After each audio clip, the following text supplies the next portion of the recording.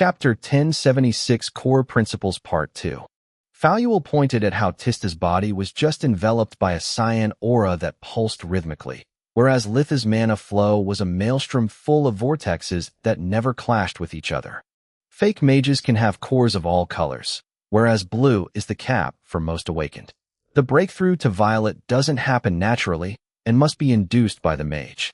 The vortexes are the sign that Lith is no longer limited to absorb world energy through his core, but also through the rest of his body. An awakened violet core is formed when each of those vortexes merges with the blue core, creating a power on a completely different scale. Faluel said, "The vortexes must be related to my organs, almost achieving a core of their own during the breakthrough." Lith inwardly cursed at Invigoration's inability to reveal them. Right now, they are just like adamant that only draws the world energy, while the violet core probably requires my organs to become like Davros, capable of also storing it. Wait, so are non-awakened more powerful since they don't have such a cap, or is an awakened violet core superior since it's more difficult to achieve? Quilla asked. It's more accurate to say that non-awakened violet cored individuals are more common, since they just need to be blessed by talent, but the power is actually the same. A violet core is always violet, no matter how you got it. The difference is that an awakened with a violet core has a body comparable to your legendary heroes. They can recover both their physical and magical strength at a rate non-awakened can only dream of, making them virtually unstoppable. Faluel replied, "How do you achieve a violet core?" Tista asked. "It's only possible when mind, body, and mana are in perfect sync. Up to the blue core, you only need to refine your body and lower the resistance it offers to the mana flow by removing impurities. A purple core, however, requires that even the mind must not be a hindrance. Using magic must become akin to breathing to you. Moving a finger or casting a spell should require you the same focus. You need to deepen your understanding about the nature of magic until you make it flow instead of letting it flow. To give you a clear example, an awakened achieves a violet core when become akin to a mage slayer. Fake mages, like Quilla, need chants and hand signs to weave magic. True mages, like Naurand or Tista, can do it with just their minds, while a violet cord awakened can perform magic just by moving their bodies. Those like me can form the runes and weave them while they walk, gesture, and even when they fight. That's what makes the violet core so powerful. Even in close quarters combat, I can still cast all the spells I need." Faluel's words shocked everyone. Being able to cast Tier 5 spells in the middle of a battle would allow anyone to easily turn the tables in an instant. "How can we reach the violet core exactly?" Lith asked. He had tried the whole time to cast a first magic spell by moving his arms to no avail. "That's a secret each bloodline protects with their life. I've used my ancestors' method, and I will only share it with my heir. I'm sorry, but I fail to understand how any of this will help me to become a better forge master." Lith said, "What you said is just common sense for an awakened. Believe me, you'll soon thank me." Faluel smiled and brought a simple dagger in front of the class before activating her breathing technique again. Lifestream made both the pseudo-core and its mana pathways visible to the naked eye. As you can see, an enchanted item has a core, just like you. The lines you see surrounding it are called mana pathways and have the task to keep the energies of the pseudo-core from dispersing, since inanimate matter can't store huge amounts of mana. Now, how many Forge Masters do we have here? At Faluel's words, Quilla, Floria, Tista, Solus, and Lith raised their hands. "Tell me, how do you shape a pseudo-core?" "You draw a magic circle with the runes, fill the circle with mana, and roam." "Anyone else?" Faluel cut Quilla short. "You must simply use your mana to form a core according to the magical properties you want to reproduce." Lith couldn't see the point in all that. "Wrong again." Faluel cut him short as well. "Allow me to borrow a page from your academy's book. Tier 4 spell, Dimensional Ring." It was the very first Forge Mastery spell that Lith had ever learned, and he still used it up to now. "At the academy, you did it like this." Faluel took out the special ink, drew both the circle and the runes on the ground, and filled the latter with mana. If you paid attention in my previous classes, you should have noticed that even though fake mages are unable to use spirit magic, they have developed from Silverwing's teachings the tools to use pure mana. This ink and the Royal Forge Master's wands are just an example. Lith, your forge mastering technique is great, but up to this date, you only managed to improve others' people's works. You have no original creation of your own, correct? Faluel said. Correct, but that's only because I have access to a limited number of enchanted items. Shaping a pseudo-core requires deep knowledge of each enchantment you want to imbue. He replied. Wrong. Despite her warm smile and silvery laughter, Faluel was starting to pissing him off. It's because you are blinded by the Academy's teachings. You keep thinking like a fake mage, not like an awakened. Non-awakened can't use spirit magic, so they split everything into smaller, more controllable steps. That's why they need the runes and the circle. What if you inject the mana directly into the runes? Faluel flooded the circle with her mana, making the runes lift from the ground and spin in a circle above her hand. At the Academy, the mana would be compressed by the runes into a sphere and then injected inside the vessel. That's the illusion that you've been trapped inside until now. There is no compression nor a pseudo-core, just runes. Faluel made the set of floating runes flow into each other, just like an awakened would do inside their mind for a normal spell. The result was that the mana stored inside the runes brought them together, fusing them into the pseudo-core. Are you telling me that? Lith and Solus were flabbergasted. Yes. Instead of studying the pseudo-cores, you should have studied the runes and the circles. Let's say I want a dimensional item that's also capable of producing light. Faluel waved her hand, creating the set of runes of the dimensional storage spell and another for a simple lighting spell. Once again, when brought close enough, the runes formed another pseudo-core, more complex than the previous. As you can see, the more enchantments you add, the more complex a core becomes and the more energy it requires until it's more efficient to shape another one as it happens for elemental weapons. Faluel said while generating a third set of runes that assembled into a second pseudo-core engulfed by flames. Chapter 1077 Bytra's Legacy Part 1. Forge mastering requires not to shape the core, but to build it with the proper set of runes according to your needs. To overcome the limits of fake mages, you must imbue the runes made out of spirit magic with your willpower, or the mana will fall apart. Fuck me sideways. I can't believe I did it wrong the entire time. Lith's yell drew the attention of the class to himself. He knew the runes of the regular skinwalker armor like the back of his hand, having crafted dozens of them between practice and prototypes. Several strings of runes floated in front of him, almost resembling a musical score. Lith removed a few runes, replaced some, and rearranged others, forming the 4 pseudo-cores that comprised the enchantments of the skinwalker armor. They weren't just perfect in shape and size, but also their mana flow was stronger and smoother. Exactly like that. Faluel clapped her hands.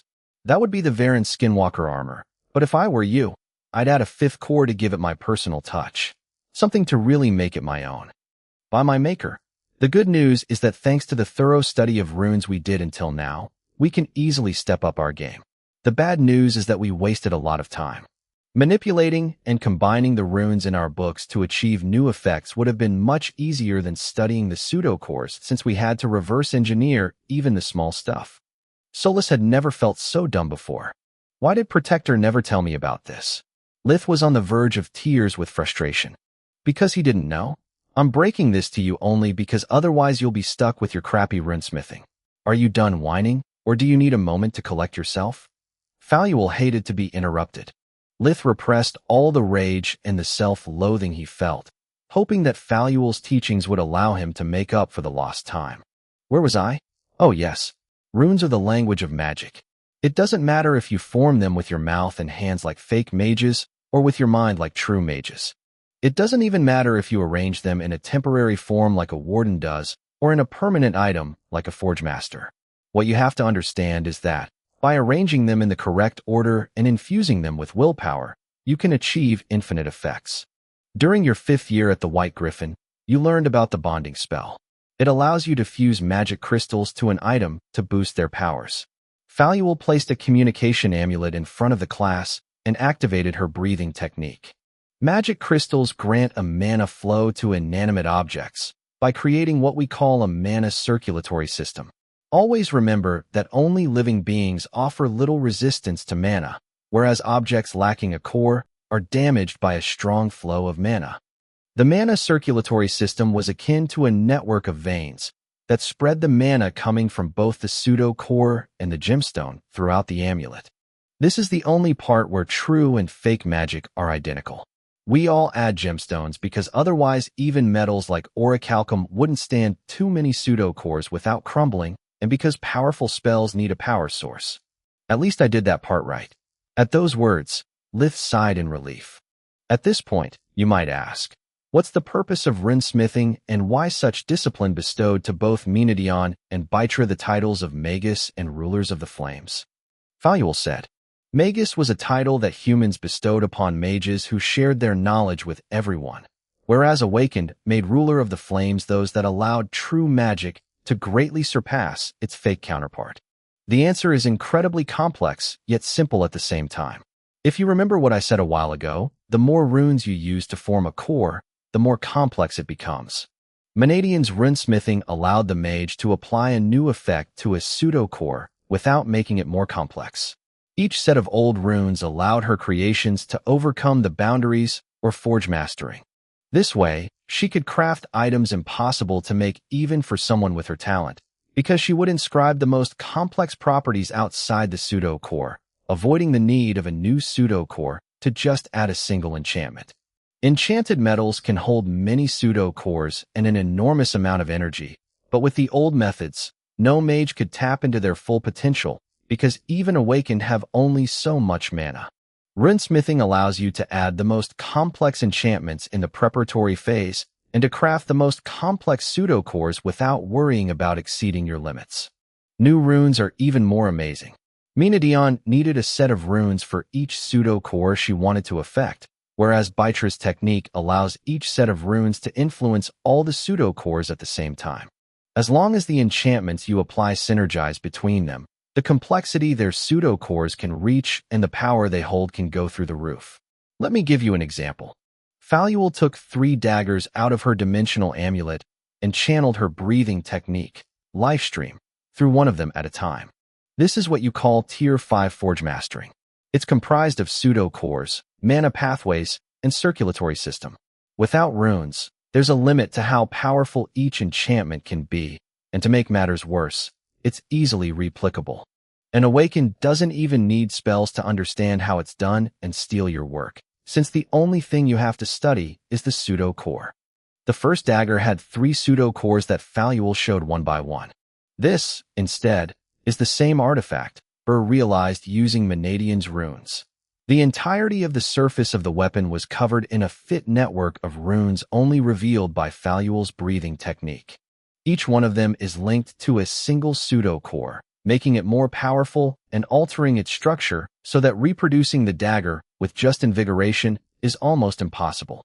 Without a proper spell, there's no way to distinguish which set of runes is linked to which pseudo-core, since only the maker knows the exact number of runes each set is comprised of. She activated the various enchantments, revealing that each core was more complex than it seemed, and their shape and size varied accordingly to the mana channeled. It made it impossible to distinguish what properties belonged to the core and what to the runes. This, instead, is what you get with Bytra's runes. Even though it had been engraved with the least number of runes, the last dagger had the biggest and most complex pseudo-cores Lith had ever seen. Unlike those realized with Menadion's runes, their size didn't vary with the activation, and the pseudo-cores were so close that they would often overlap. Studying this even with spells is nigh impossible. All craftsmen use the extra space to add a personal set of runes whose only purpose is to prevent the artifact from being examined by a rival forge master. Chapter 1078, Bytra's Legacy Part 2. Those words made Lith whine as he finally understood why he had come close to understand how the gatekeeper worked, had just a grasp of ruin, and had no clue about how war had been crafted. Our lessons will be mostly theoretical. First, I'll teach you the basic alphabet of the runes so that you can learn how to design different pseudo-cores on your own. Then, I'll teach you the forge mastering diagnostic spells that will help you to both understand what went wrong with your prototypes and to steal the secrets of your competitors. Last, but not least, I'll teach you how to craft basic artifacts with runes. Bytra's method requires careful planning because you must be careful that the set of runes you apply have no side effect on the pseudo-cores. Any question? Faluel said. Just one. Do you think I can obtain the same effects with my Royal Forgemaster wand? I'm no awakened, but most of the things you explained I had already learned from my father. Quilla said. Well, I guess we'll find out. Remember that just like I don't ask you to share with me your father's knowledge, you can't share mine with him. Also, whatever you make is mine to study. Faluel replied. I'm not a Forgemaster. Should I skip those lessons? Freya asked. No. If you really want to become my Harbinger, you'll start from scratch as a true mage and learn Forge Mastering on your own. Learning the runes will help you to improve your Warden magic, while Forge Mastering spells will allow you to separate the wheat from the chaff when you buy enchanted items. Even if you're just a beginner, my teachings will have several practical applications. Faluel said. What about me? I'm not an awakened and I don't have one of those goddamned wands. Naurin had a hard time keeping the edge off his voice. I'm sorry, but unless you manage to become the first awakened among the Were people, after we're done with the runes, you should practice something else. Forge Mastering spells require spirit magic. Faluel shook her head. That said, it's lunchtime. This afternoon Naurin will teach me, Lith, and Solus Light Mastery. Floria, Tista, and Quilla, you three will come back here so that I can train your bodies. I'll teach all three of you how to fight against an awakened. While I'll focus on making sure that Tista and Floria don't need help to survive their future breakthroughs anymore, Quilla requires some basic training first. Even the best strategy is pointless if your body can't keep up with your mind. Freya, here's a book about Tier 4 Forge Mastering. Study it until your eyes bleed, or reading one more line makes you want to puke. This time, it was the Ernest sisters having a hard time keeping their envy at bay. Why does everyone get combat training but me? I'm not interested in Forge Mastering. Freya said. If you were my Harbinger, you wouldn't be able to refuse my order, even if asked you to give me your wand. Unless you want to break our deal and be banned from my lair, do as you're told. Faluel handed Freya the book and then kicked everyone out. What do you want to do? Do you want to have lunch together, or to go back home? Lith asked, eager to get back to the tower and discuss with Solus what they had just learned. I'll stick with you, Naurin replied. I would love to help Celia with the cooking, but our lunch break is usually short and Protector's kids are great at making trouble. You can't drop the kids whenever you want. Those little monsters demand a lot of attention. I'll eat with you guys and then go back home. Freya sighed. Gods, I didn't practice Forge Mastering exactly to not compete with you all, and here we go again. Going back and forth from home takes too much time. Floria shook her head. We'll eat here and use the little free time we have to arrange our notes. Agreed. I was so happy to have a theoretical lesson for once. No muscle aches nor getting covered in sweat like a miner, yet it turned out much more difficult than all the other subjects so far. I need to rework my Forge Mastery from scratch. Quilla said. The same can be said for all of us. Lith opened a warp to the mana geyser and Solus assumed her tower form. While Lith and Naurin prepared the meal, the women merrily talked among them while comparing their notes. Floria had yet to make her mind about Lith, and spending so much time together didn't help. I'm grateful to him for saving my life and giving me the opportunity to learn true magic, but this doesn't mean I can forgive years of lies so easily. Solus seems a wonderful woman, but this only makes things worse. Their bond is so deep that it's scary, and I really don't understand how can Lith share his whole being with a woman and yet date another. I would have gone mad with jealousy if I knew about Solus while we were still together. Floria thought, my life is a mess, and on top of that, we have to spend 100 years together? How the heck are we going to make it work? Girls, I was wondering about one thing. Sooner or later, Faluel is going to send us on a mission to put us to the test. What will you do if she splits us into groups? Solus asked. I don't think she will assign us something above our level, so I don't see the point of your question. Freya shrugged. She and Quilla didn't share their sister's issues with Solus. They loved to spend time with her and admire the wonders that the Mage Tower had to offer. I'm not worried about the mission, but about the food. I noticed that none of us cooks, and in my experience, missions can take a while. Solus said, I've never got the time nor the will to learn. Being born in a noble family makes you focus more on your achievements than play home. Freya said. Same here. Floria said. When I was an orphan, no one trusted me near food because they starved us. Quilla shivered at the memory. Once I started to work as a healer, I devoted my full focus to magic to earn my meals, and then I enrolled in the academy. I spent years developing my eating skills, so I can only cook very simple foods. I guess you'll need a few dimensional amulets filled with meals, Lith said with a sneer. That's the idea. Freya nodded. By the way, Dad wanted us to give you this. She took a bag out of her dimensional amulet and emptied it over the table. It was filled with unrefined violet crystals, each one bigger than a coconut. He wanted to thank you for saving our lives, but both of you have busy schedules and Dad didn't know when he would get the opportunity to meet you. He asked us if there was something you needed, and after seeing your personal mine, I told him you could use some crystals. It took me a while to convince him that you had developed a personal cutting technique that makes unrefined crystals a better gift than those already treated by a crystal smith. Chapter 1079 Light Mastery Part 1. Thank you very much, Freya. Lith left the cooking to Naurand and proceeded to examine his prize. None of the crystals was as big or pure as that he had taken from the orc shaman, but they were all the best crystals that money could buy, and each one of them was worth hundreds of gold coins. Those babies are just perfect. Solus, put them to grow in the mines. As soon as we are done with the forge mastering lessons, we'll use them to craft a new and improved armor. I can't wait to put to use the adamant forge Zalgrish gave me and all those precious ingredients we received from the Dryad years ago. That plus all the practice with origin flames should allow us to craft a masterpiece. Lith said, Do you really have an adamant forge? Floria said. That day, shocking news kept coming one after another. What are origin flames, and what do they have to do with forge mastering? Quilla asked. Solus warped the Erna's sisters with her in the mines, located on the second underground floor of the tower, to plant the crystals while explaining the situation to them.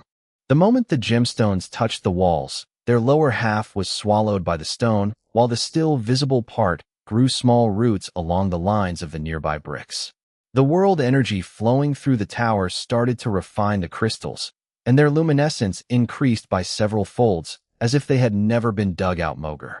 This thing is huge, Freya said while looking at the adamant forge, a solid metal block 1 meter, 33 foot, long and half a meter, 16, 4, high and wide. Not only that, Zalgrish made it so that it can shape-shift at will. This way, we can know exactly how much metal we have, and if it's enough for the piece we are working on. Solus had it shape-shift into 2 suits of armor with a blade and a shield, leaving even some spare metal. If Lith's flames can further refine the adamant, and his forge mastering succeeds, calling the final product a masterpiece will be an understatement. For the first time since she had learned about Solus's existence, Floria let go of her conflicting feelings for Lith and focused only at the marvels at hand. Gods, I wish I was born a hybrid as well. Floria's love for magic surpassed everything but that for her family. Do you think I could watch while you perform the enchantment? Maybe. You have to ask Lith. You know how he likes his secrets. Solus said a split second before her eyes turned pitch black. Lunch is ready. You can ask him now if you want. The sight of Solus's golden eyes changing colors made Floria come back down out of the clouds and ruined her mood. She liked Solus, but Floria had trouble discerning the nature of their own relationship. Is she going to be my friend, my rival, or just the member of a love triangle I was never aware of? Gods, and here I thought my life was messed up before. She thought. Meanwhile, on the upper levels, Lith and Naurand were exchanging tips about cooking and magic. During the last few days, I understood a few things. Naurand said, unlike my tribe who became complacent over the centuries, fake mages have never stopped improving. They can't use spirit magic, yet they've found countless ways to work around their limitations and produce the same effects. Indeed, even I used their teachings as a crutch until now. Without the forge mastering ink, I would have never managed to craft my rings. Lith inwardly griped at the idea of having consumed for them all the purified orichalcum he had bought from Zedros. On the one hand, if I waited to make them, now I would be able to craft a much better version. On the other hand, I would be dead. I guess I'll take it as experience. Lith thought. My point exactly. I don't have the time to attend an academy, so I wanted to ask you if you can teach me fake magic. Naurand said. I realized how lacking I am in the elements other than light and fire. Learning fake magic can help me to find a way to train my cores and maybe a way to access to spirit magic, if not even awaken. Sure, but why the sudden interest in awakening? Lith asked. I've given a lot of thought about why even though we're people don't belong to the fallen races, they have never made any progress in fixing their dual nature. I believe the reason is that as long as our cores slumber, they'll never be able to become one. Think about what Faluel showed us today. Freya's core is static, unable to change or evolve past its natural boundaries, whereas yours not only is alive, but it's also affecting your body development. Nauren said, yes, but remember that awakened or not, all hybrids have to get rid of one of their natures. What if by awakening your cores you have to choose between your bodies? Or even worse, the conflict kills you. Lith said, yours are good points, but I can't let fear stop me. I can't live with Protector forever. When the time comes and I decide to settle down, I don't want my children to feel like I do every single day. Like there's no place on Mogur where I belong. Nauren said. The girls' arrival stopped their discussion. The Razar didn't know nor trusted them enough to share with them his worries for the future. He didn't actually trust Lith that much, but between their common hybrid nature and all the time they spent together, Lith was the closest thing to a cousin Nauren had. They spent lunch talking about how to reach a violet core, and the time after that sharing all the runes they respectively knew. In theory, Lith could already achieve the violet level. He simply had no idea how. As for the runes, now that he knew that a pseudo-core was nothing but runes shaped with spirit magic that determined its properties and complexity, there were countless things that Lith wanted to experiment with. During the years, he had always wanted to craft original pieces, but he had always lacked the means to do it. At least until that day. Man, I'm so envious of the awakened. Quilla said while looking at Lith shaping pseudo-cores between his hands, checking their properties and stability. Just to find the proper combination of runes, I need to craft a piece first, and then study it with forge mastering spells, whereas you can create a pseudo-core on the fly. This way, you don't waste precious metal and save a lot of time. True, but that stands only for pseudo-cores that don't require ingredients. Also, not even I can check how different pseudo-cores react with magical metals unless I forge master something. By the way, none of you but Freya seemed surprised when Faluel showed us the differences between the crafting methods. Lith said, I can't share with you Dad's secrets, but there's no point lying about our knowledge. Floria said, with our wands, we can see pseudo-cores, and we can even study them. Chapter 1080 Light Mastery Part 2. I think that most of the things Faluel is going to teach us are similar to the Royal Forge Master spells you've seen me use in Kulla and Larul. If not for my full-time job with the army, I bet that Dad would have also taught me how to forge cores from runes. Floria said. Lith nodded and thought back at his quarantine, when Vaster and Marth had shown him how the Royal Forge Master wands could reveal the traces of his enchanted equipment and even the spells with which Huriel had tried to enslave him. I wonder if Faluel can teach me something similar. It would be a great help to distinguish between the effects of an unknown illness and a spell, like during the mess that happened in Xantia. He thought, Nauren, is there any chance that you might change your mind and teach us light mastery? Freya asked. Depends. Is there any chance that you might change your mind and provide me with one of those silver wands? He replied, I'm sorry, but no. My dad makes those and they are considered a state secret. My answer is the same. Light mastery is not a candy that I can share lightly, but the last legacy of my tribe. I owe a great debt of gratitude to Faluel and Lith, whereas I barely remember your names, sorry. Nauren said, Wow, are you this rude with everyone, or do you have a bone to pick with me? I can understand your refusal, but not the total lack of tact. Freya said, I'm sorry. Nauren gave her a small bow. I've still trouble adapting to your customs. In my village, your request would have been considered inappropriate, and that led me to reply in kind. Don't worry. My request is considered inappropriate in the kingdom as well. No one gives away their secrets for free. I just hope that you could make an exception for us, since we're all Faluel's disciples. Freya scratched her head in embarrassment. I'm sorry, but no exceptions. Otherwise I would have taught Tista as well, since I spend a lot of time in her home. No wonder I dumped you after your trial week. Worst boyfriend ever. Tista grumbled. Before the Razar could regret his choice of words, Faluel summoned them back to her lair. To everyone's surprise, she wasn't in her human form anymore. She had taken the hybrid appearance that she had shown them during the shape-shifting lesson. Her body was that of a humanoid covered in scales and had 7 long serpentine necks with as many heads. No one can beat hydras when it comes to multitasking. The 7 heads chuckled in unison.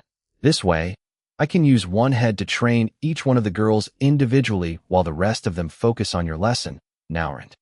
A wave of her hand conjured 3 desks and chairs along with 3 humanoid golems that bore Faluel's human appearance. Then, she cast a hush zone around the desks so that no sound would spread past its boundaries. We're ready when you are.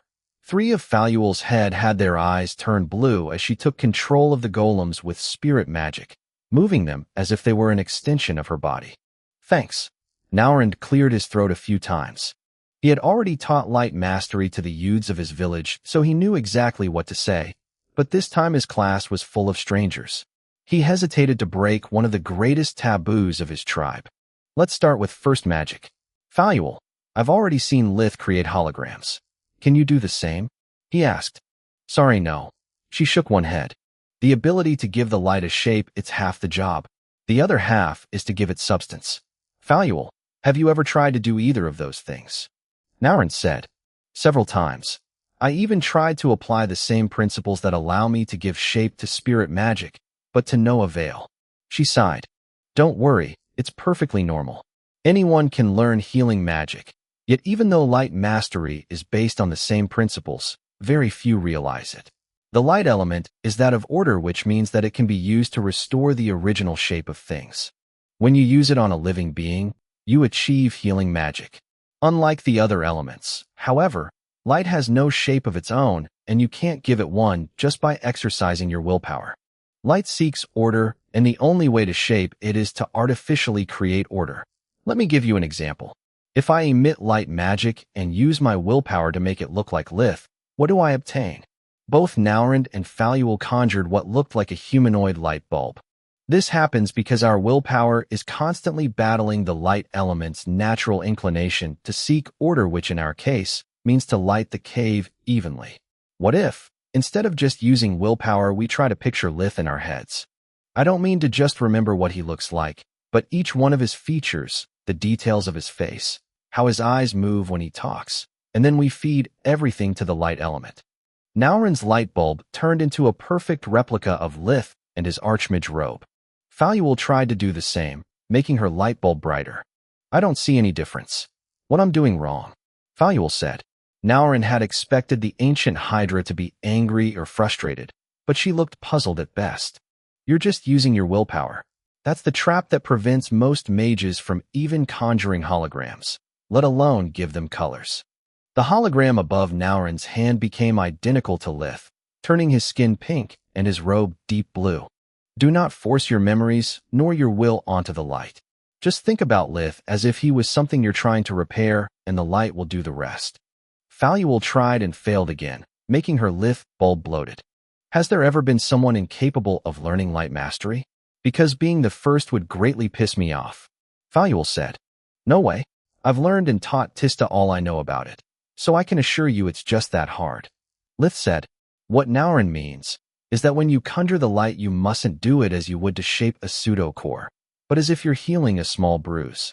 Only that instead of letting the patient's body channel the light element, your mental image must be so clear to fool the light element to believe that the air is supposed to have a different shape. Like this. Lith conjured a doll-sized hologram of Faluel. So, the air is my patient, huh? Faluel tried and failed again.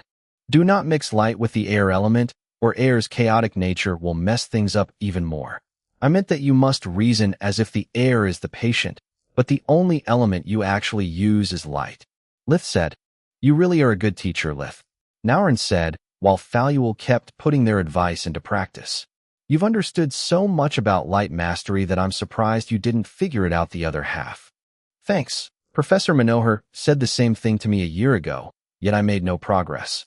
Teaching Tista and Solus helped me to better control. I'm trying to learn here. Can you please shut your trap and let me concentrate? Faluel cut Lith short. Chapter 1081 Light Mastery Part 3. Each one of Faluel's 4 heads experimented on its respective light bulb, and all of them looked very focused.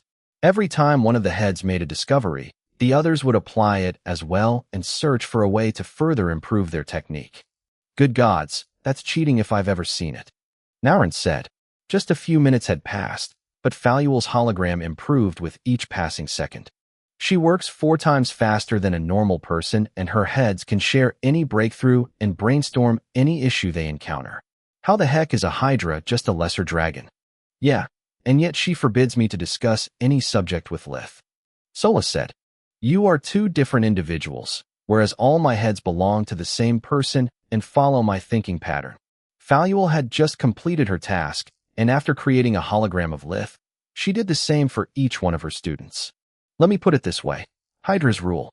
She chuckled. They sure do. To add colors to a hologram, you need to use the other elements. Do not mix them to the light. Just add a few wisps so that they balance each other while they paint your creations the way you want them. Lith said. It took Faluel just a few tries to understand how to succeed. Adding colors was akin to giving shape to elements and making them overlap with the hologram. For someone with centuries of experience, it was a simple task. Perfect. Now that you've grasped the easy part of light mastery, let's move to the real challenge. Naurin said, resuming his explanation while one of the snakeheads took notes and the other 3 gave him their full attention. The technique you've just learned is fairly demanding in both mana and focus, yet it can only produce ethereal constructs. Lith, what did you do in the attempt to turn holograms into constructs? At first, I tried using more focus, thinking that the issue lay in my inability to properly visualize what I attempted to replicate, yet it only made my holograms more detailed and lifelike. Then, I tried to use more mana, thinking that the problem might be lack of density, but it only made them brighter. Doing both at the same time just stacked their effects. I even tried adding more elements, but it only messed things up. Lith said, That's because light mastery only requires the light element. To take it to the next level, you need to use light magic on light magic itself. Naurin created a hologram of a small knife that suddenly turned real, cutting into Lith's desk. The construct then replicated itself and moved to Faluel's and Solus's desks to let them examine it as well. Wait, what? The 3 said in unison. Even when using their respective breathing techniques, the golden knife appeared solely as a mass of mana, with no particular features or characteristics. As I told you earlier, light is the element of order. To obtain a solid construct, you need to instruct your spell so that part of the light element gives the hologram shape while the rest gives it substance. It requires at least double casting, and the amount of mana necessary for making a construct solid varies with the mastery of the caster. For a beginner, even a small construct requires lots of mana, while an expert can use the bare minimum according to circumstances. Even though we're starting with first magic, your first construct might require the same mana of a tier 5 spell. Keep things small and simple, or you'll never succeed, he said. After finishing his explanation, Naurin let them tinker with their respective holograms for a few minutes while enjoying the sight of the golems beating the crap out of the girls. Lith and Solus had much more experience with light mastery, whereas Faluel had 4-fold their brain power, but none of them managed to give substance to their creations. Please, stop what you're doing. I'll now explain to you how to make a hologram, and then we'll move to tier 1 spells. The trick to hard light. Please, stop. Faluel cut him short. You've already told us more than enough for my tastes, and I'd like to work out the rest on my own. I'll ask for tips or for more explanations only when I get to my wit's end. This way, even if I fail to create a construct on my own, all the time and effort spent will allow me to look at light mastery through my perspective instead of being limited by your teachings. Not only it will help me to give to light mastery my own personal spin, but it might even allow me to discover something new. This is how my ancestors taught my bloodline everything and how I'm going to teach you guys. Lith, Solus, feel free to proceed as you want. I'm not going to force you to follow my footsteps since for this subject we are peers. Lith and Solus pondered her words for a while, before coming to the Hydra's same conclusion. She's right. We failed to understand Forge Mastery's true meaning because we let ourselves get blinded by Wainmeyer's teachings. A fake mage will see things as a fake mage, just as Naurin can't think outside the box his ancestors set up for him. Lith thought. I have a question. Solus said. Who's the ancestor you're talking about? Ligane learned this teaching method from Tyrus and passed it down to all of his firstborns, Hydras included. Faluel said. Okay, that settles it. Lith said. If two guardians worked on a method that allowed the Hydra's bloodline to rise to such heights, who am I to disagree? Sorry, Naurand, but your services are no longer required for this afternoon. Lith said, Seriously? I can't leave and go home in the case you hit a wall, so what I'm going to do the rest of the time. The Rizard didn't like the sudden turn of events. You can join the rest of the class in their physical training. Faluel's fourth head stopped to work on its constructs and summoned another training golem. I noticed you had quite some fun watching at the girl's hardships for someone whose human body is weaker than Quilla's. Your Rizar form is a tough cookie, but your other half it's not even worth mentioning. Naurand looked at his thin arms first, and then at the combat training. Everyone but Quilla moved so fast that his eyes could barely perceive Freya as a blur. Fine, just go easy on me, he said. Looks like we're almost even now. Speed versus experience, one of the oldest battles in the book. Faluel could now only use 2 heads to make holograms. She needed 4 to control 1 golem each and the 5th to use invigoration. Even though the 7 heads could perform 7 different tasks, they belonged to a single body with only 1 mana core. Doing so many things at the same time put a great strain on her, forcing the Hydra to eat and use invigoration to keep her strength up. While Naurand taught Faluel the basics of holograms, the girls had already started their lesson after a brief introduction. The golems have the same physical abilities of a regular bright cyan-cored human awakened. The Hydra said, Chapter 1082, Light Mastery Part 4. This way, you can get used to fighting people of your same weight class, without the gap in mass and core level affecting the development of your techniques. Quilla, your body is fit for a homebody thanks to your training, but it's inadequate even for a street fight. Before teaching you how to fight, you need better foundations, so we'll focus on developing your muscles and endurance. Floria, Tista, you two are 2 sides of the same coin. Floria's body has evolved too fast compared to her core and needs further refining. Tista, instead, has a perfect body and too few impurities. Luckily for you, the solution is the same. I just need to push you to your utmost limits. Get ready, I'll show you how an awakened fights. One of the golems with Faluel's appearance said, while the others nodded. Quilla had to run laps of the lair to work on her endurance, while Tista and Floria got pummeled by their respective golem. Faluel would always hit to produce little damage but great pain, to not let them underestimate their exercise and prolong it as much as she could. The moment they became incapable of moving further, she would use light magic to speed up their recovery. It allowed them to strengthen their bodies and produced more impurities. Then, Faluel would take out Floria's impurities with invigoration and leave Tista's intact.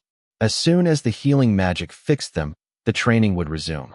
Floria had much more battle experience compared to Tista, yet she fared no better because neither of them had ever faced an awakened. The moment they tried to set some distance, the golem would be shrouded by a light that indicated the use of invigoration. Each time it happened, the match would end abruptly. The golems left them no time to use their breathing technique and exploited the sudden gap in energy to finish them off quickly. Tista was used to fusion magic, whereas Floria had trouble adjusting her footing to her faster and stronger movements, turning what was supposed to be an advantage into a hindrance. I can't believe I'm out of breath in barely over a minute.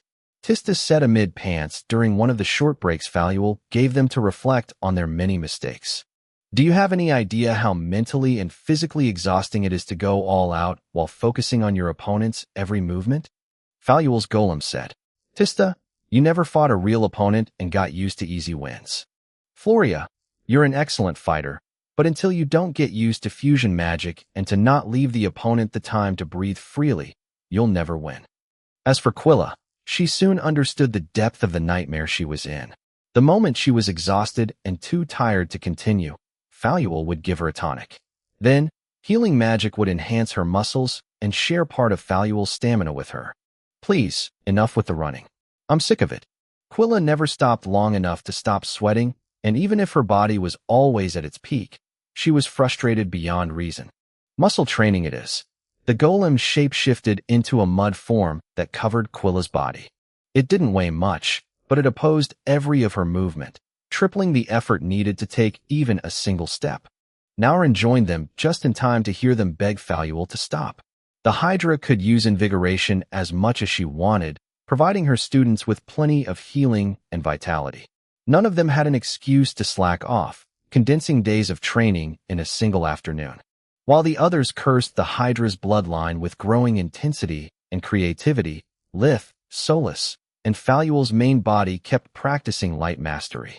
This is as interesting as it is frustrating.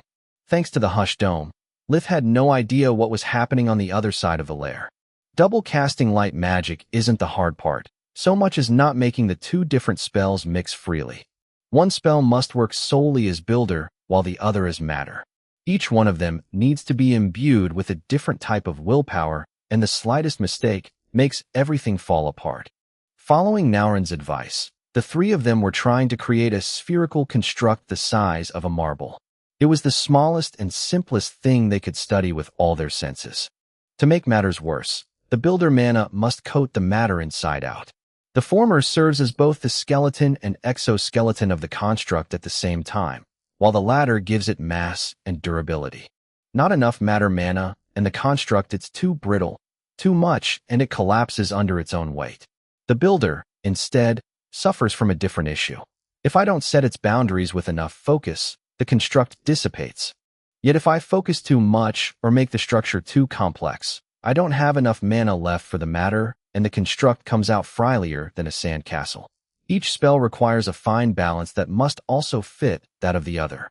Solus thought. While shaping the other elements is like pouring water into a glass, light mastery is akin to preparing a potion while juggling with its ingredients. One single mistake means wasting everything and being forced to start over. Faluel thought. Minutes turned into hours, yet none of them managed to make their respective hard light marble withstand the slightest impact. Naurin and the others had already consumed 2 meals and several liters of water just to not die of starvation or dehydration due to their non-stop training. Lith had found several methods to shape his constructs, yet they had all turned out to have fatal flaws that made them useless. Maybe I'm just overthinking this. I shouldn't try to arrange properly every single millimeter of the marble. I've seen both Manohar and Naurin use light mastery several times, and none of their constructs was very detailed. On the contrary, they were fairly simple. Lith thought back at his fight with Naurin and that with Dawn. He focused on how their constructs felt when he hit them and on the way they shattered. With each failed attempt, Lith deepened his understanding of the light element beyond that of healers, who only tapped into half of its true potential. After a while, his mastery over the light element grew enough to open the fourth eye of his hybrid form, making both of his human eyes turn white. Faluel and Solus congratulated him briefly under the cover of the Hush Zone before returning to their own task with renewed vigor. I must follow the advice that Lith gave Naurin after they first met. Solus thought. Heat rays and constructs work the same, but while rays last a split second, constructs can be used until they run out of mana. Solus thought. The question is, how can two phenomenons apparently so different derive from the same principle? Think, Solus. The secret must be in the name. This discipline is called light mastery, not light constructs. Solus and Lith had two completely different approaches to magic. Usually, by pooling their minds and resources, they would always come up with a solution. That was the reason why Faluel had ordered them to work alone. Each one of their two minds acted as a crutch for the other. Constantly receiving suggestions limited their potential and kept them from learning from their own mistakes. Only by realizing what each of them lacked, they could truly improve. Chapter 1083 Royal Summon Part 1. Lith's second attempt was to use the builder only as an exoskeleton so that by pouring more mana into the matter, it would increase its density. Keeping the matter formless, akin to water filling the vessel shaped by the builder mana, relieved the stress the previous method inflicted upon his mind and allowed him to focus on making the exoskeleton as hard as he could. Lith then threw his marble against the nearest wall, watching it bounce and roll on the floor instead of shattering. I did it.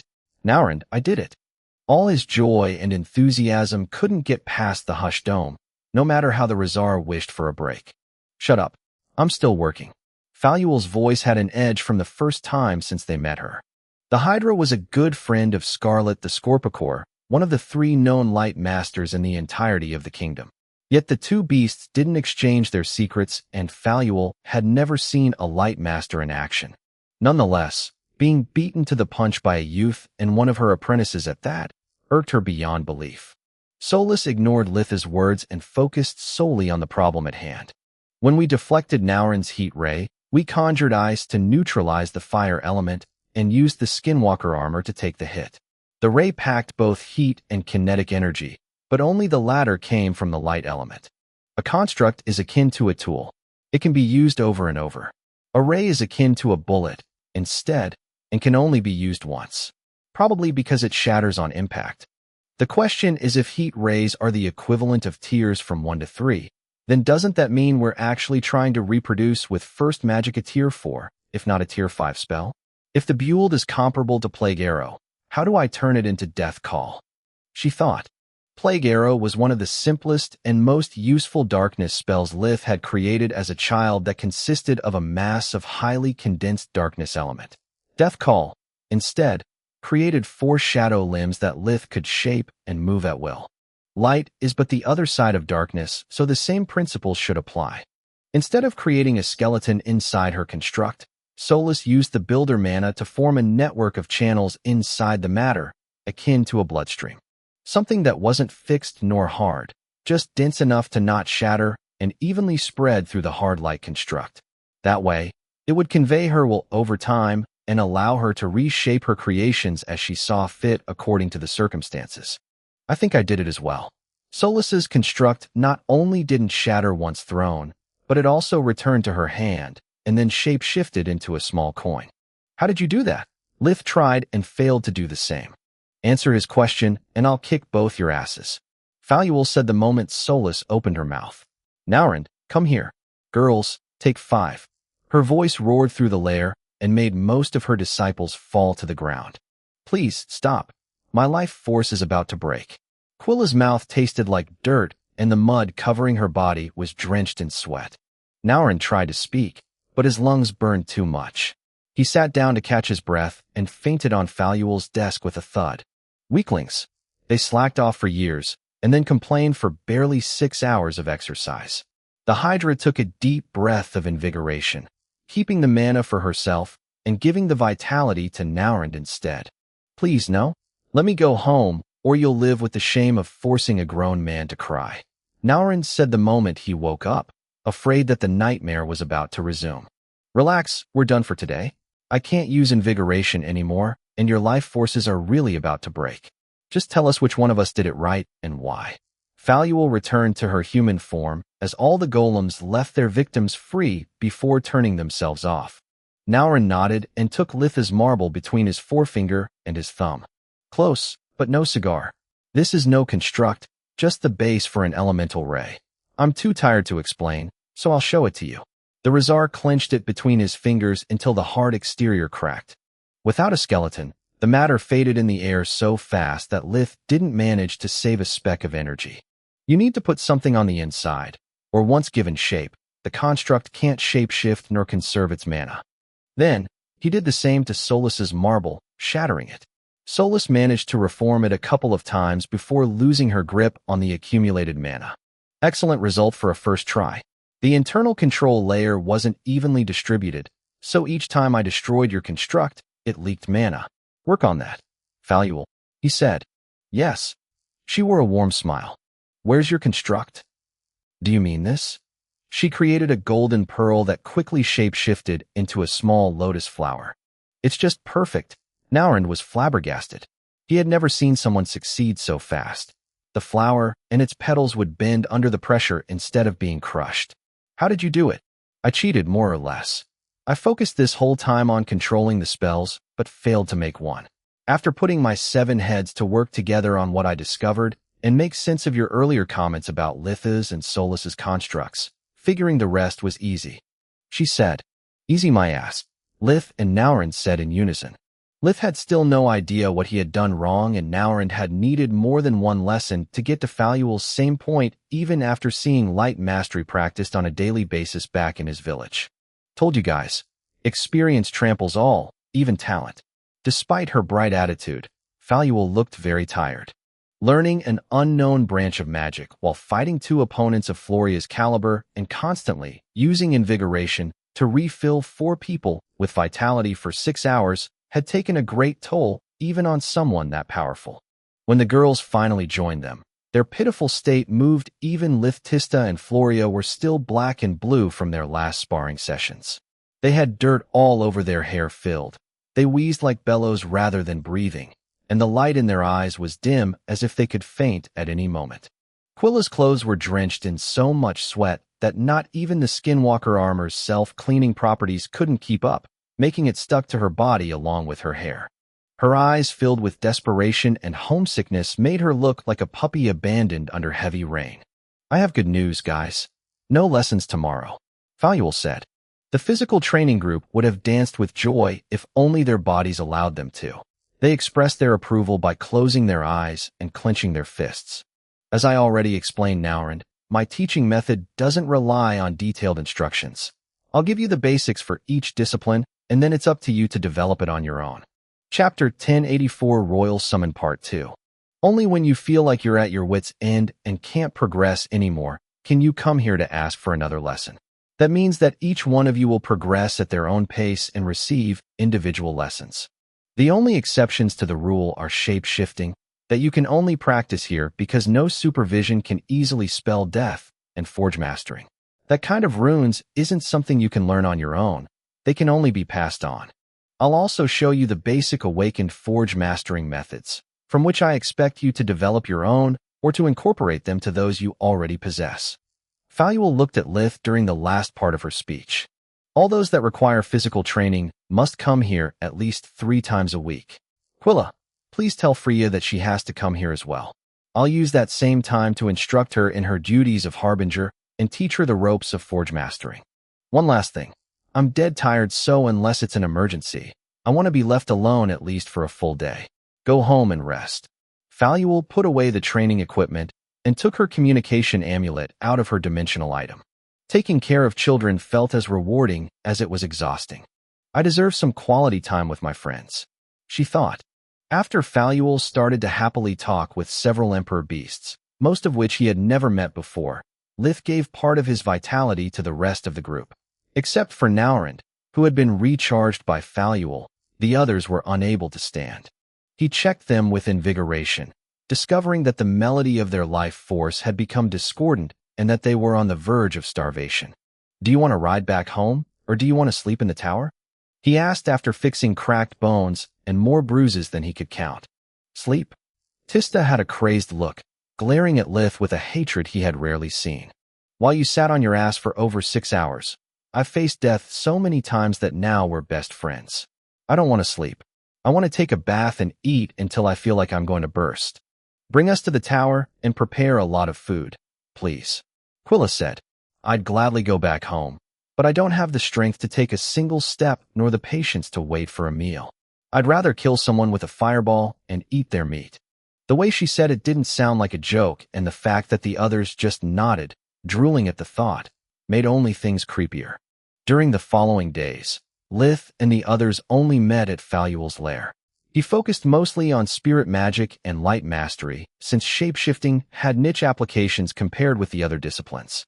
As for the forge mastery lessons, thanks to Solaspedia, memorizing runes took Lith and Solus just the time necessary to organize their notes before storing them in the dimensional library. A couple of weeks after the incident in the mines of Famar, Lith received a call from the royal secretary. "Good day, Archmage Verhen. You have been summoned to the royal court to provide your testimony about the events that led to the rescue of the Magus Ernest." The hologram from Lith's amulet showed a man about 50 years old, with gray hair and a well-groomed beard. His voice was polite, but each one of his words sounded like an order, not a request. "I'm in the middle of an important research, but my duty to the kingdom comes first." Lith used the expression that meant, "I'm a busy man, not someone at your beck and call. Yet I respect your authority as long as you respect mine." The royals will be pleased to hear those words. "Your audience is scheduled for tomorrow morning at the royal castle in Valeron. May the Great Mother grant you safe travel." The secretary ended the call without giving Lith the opportunity to argue about rescheduling. "Solus, what do you think?" Lith said. "That it's better if we bring Tisto along. She can back our version of the story, and the royals have probably guessed her involvement. She's not the type that can go unnoticed, even during a war." Solus said. The two of them called their friends infallible. Giving an explanation to a low-clearance clerk was one thing. Giving your official testimony to the royals was another. All their versions of the story had to match and be believable. I'm actually surprised it took the court so long to arrange for an audience. I wonder if this is even bigger than I thought. Lith called Camilla to confirm his suspicions. Did you get summoned as well? She looked worried and nervous. Gods. I've never spoken with the royals except during galas and your ascension to Archmage. Why do they want to hear from me as well? The only thing I can testify about is the time you left and that you returned. Suddenly, Lith was happy for his otherwise untimely breakthrough right after rescuing Floria, because it had delayed his return from the Bellin mines long enough to give him a plausible explanation for everything. Camilla is right. The only reason to summon her is to figure out if the Beast Gate network is more advanced than the kingdoms. They don't know about my tower warp and are probably trying to make sense of how quickly I traveled. Lith thought, can you please pick me up tomorrow? If we go together, maybe I'll feel less awkward. Camilla snapped him out of it. Sure thing, Cammy. Don't worry. You just need to tell the truth. He winked to both cheer Camilla up and remind her that she couldn't lie about what she didn't know. The following day, except for Naurin being replaced by Camilla, the entire group met in the royal antechamber. The Ernest sisters were nervous because explaining their survival without mentioning Baba Yaga's help was the most far-fetched part of their story. Revealing the presence of the Red Mother would explain everything and make the Ernest look like they were raving mad. Baba Yaga was a legendary figure, and even if the royals believed in her intervention, it would raise questions that Floria wasn't willing to answer. If they find out I'm an awakened, my life will be over. I'll become part of some Black Ops squad or a test subject. How the heck does Lith manage to live with this burden? She thought while walking the first real mile in his shoes. Her sisters tried to reassure Floria while everyone kept checking their own clothes. Camilla wore her royal constable uniform while the rest of the group their respective mage robes. Lith's deep blue stood out amid the deep red of normal mages. Several court ladies pointed at him while checking him out, giggling and gossiping. Many even gave him their contact rune. Someone is really popular with the ladies. Tista laughed, nudging at Lith from time to time. Her ample robe hid her curves, and the lack of makeup made her look plain compared to the dolled-up women who walked around the royal palace. Chapter 1085 Internal Strife Part 1. Yeah, you could make a deck of cards with all those contact runes. Camilla's smile didn't extend to her eyes, and the edge of her voice could easily cut through Davros like a hot knife through butter. Freya, help me out here. You're the one who's usually in this kind of situation. Tell Camilla it's not my fault before my sister makes things even worse. Lith said. He's right. Freya sighed. Those are just gold diggers lured by the color of his robe. There's no need to be angry, except for the smug grin Lith does every time one of those pretty ladies in waiting hit on him. I knew I wasn't imagining things. Once we get back home, we have to talk. Camilla pouted. Good gods, Cammy, this is the royal court. I have to be polite and play along. I can't shoo them away like pigeons. Each one of them is at least a Marchioness, and I can't afford to make an enemy of half the kingdom. Lith said, trying to defend himself. Cammy? What a cute moniker. Does Lith have one as well? Tista nudged him again, making Camilla blush. Yes, I usually call him Idiot. The doors of the throne room opened, saving Lith from further embarrassment. Tista's shenanigans had helped everyone to relax, keeping their mind off the audience. The room was more than 40 meters, 133 feet, long and over 30 meters, 100 feet, wide, with a single red silk carpet with gold embroidered edges going from the 3 meters, 10 feet, wide double doors up to the 2 steps that distanced the floor where nobles stood and the raised one for the royal family.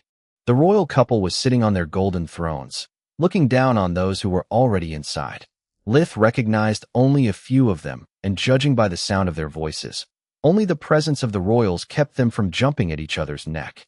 The whole room was lit by crystal chandeliers fueled by magic, leaving no space for shadows. Both the floor and the pillars of the room were realized from gold-veined marble. It was naturally resistant to magic in general, and to earth magic in particular, making it one of the most precious and robust materials available in the Griffin Kingdom.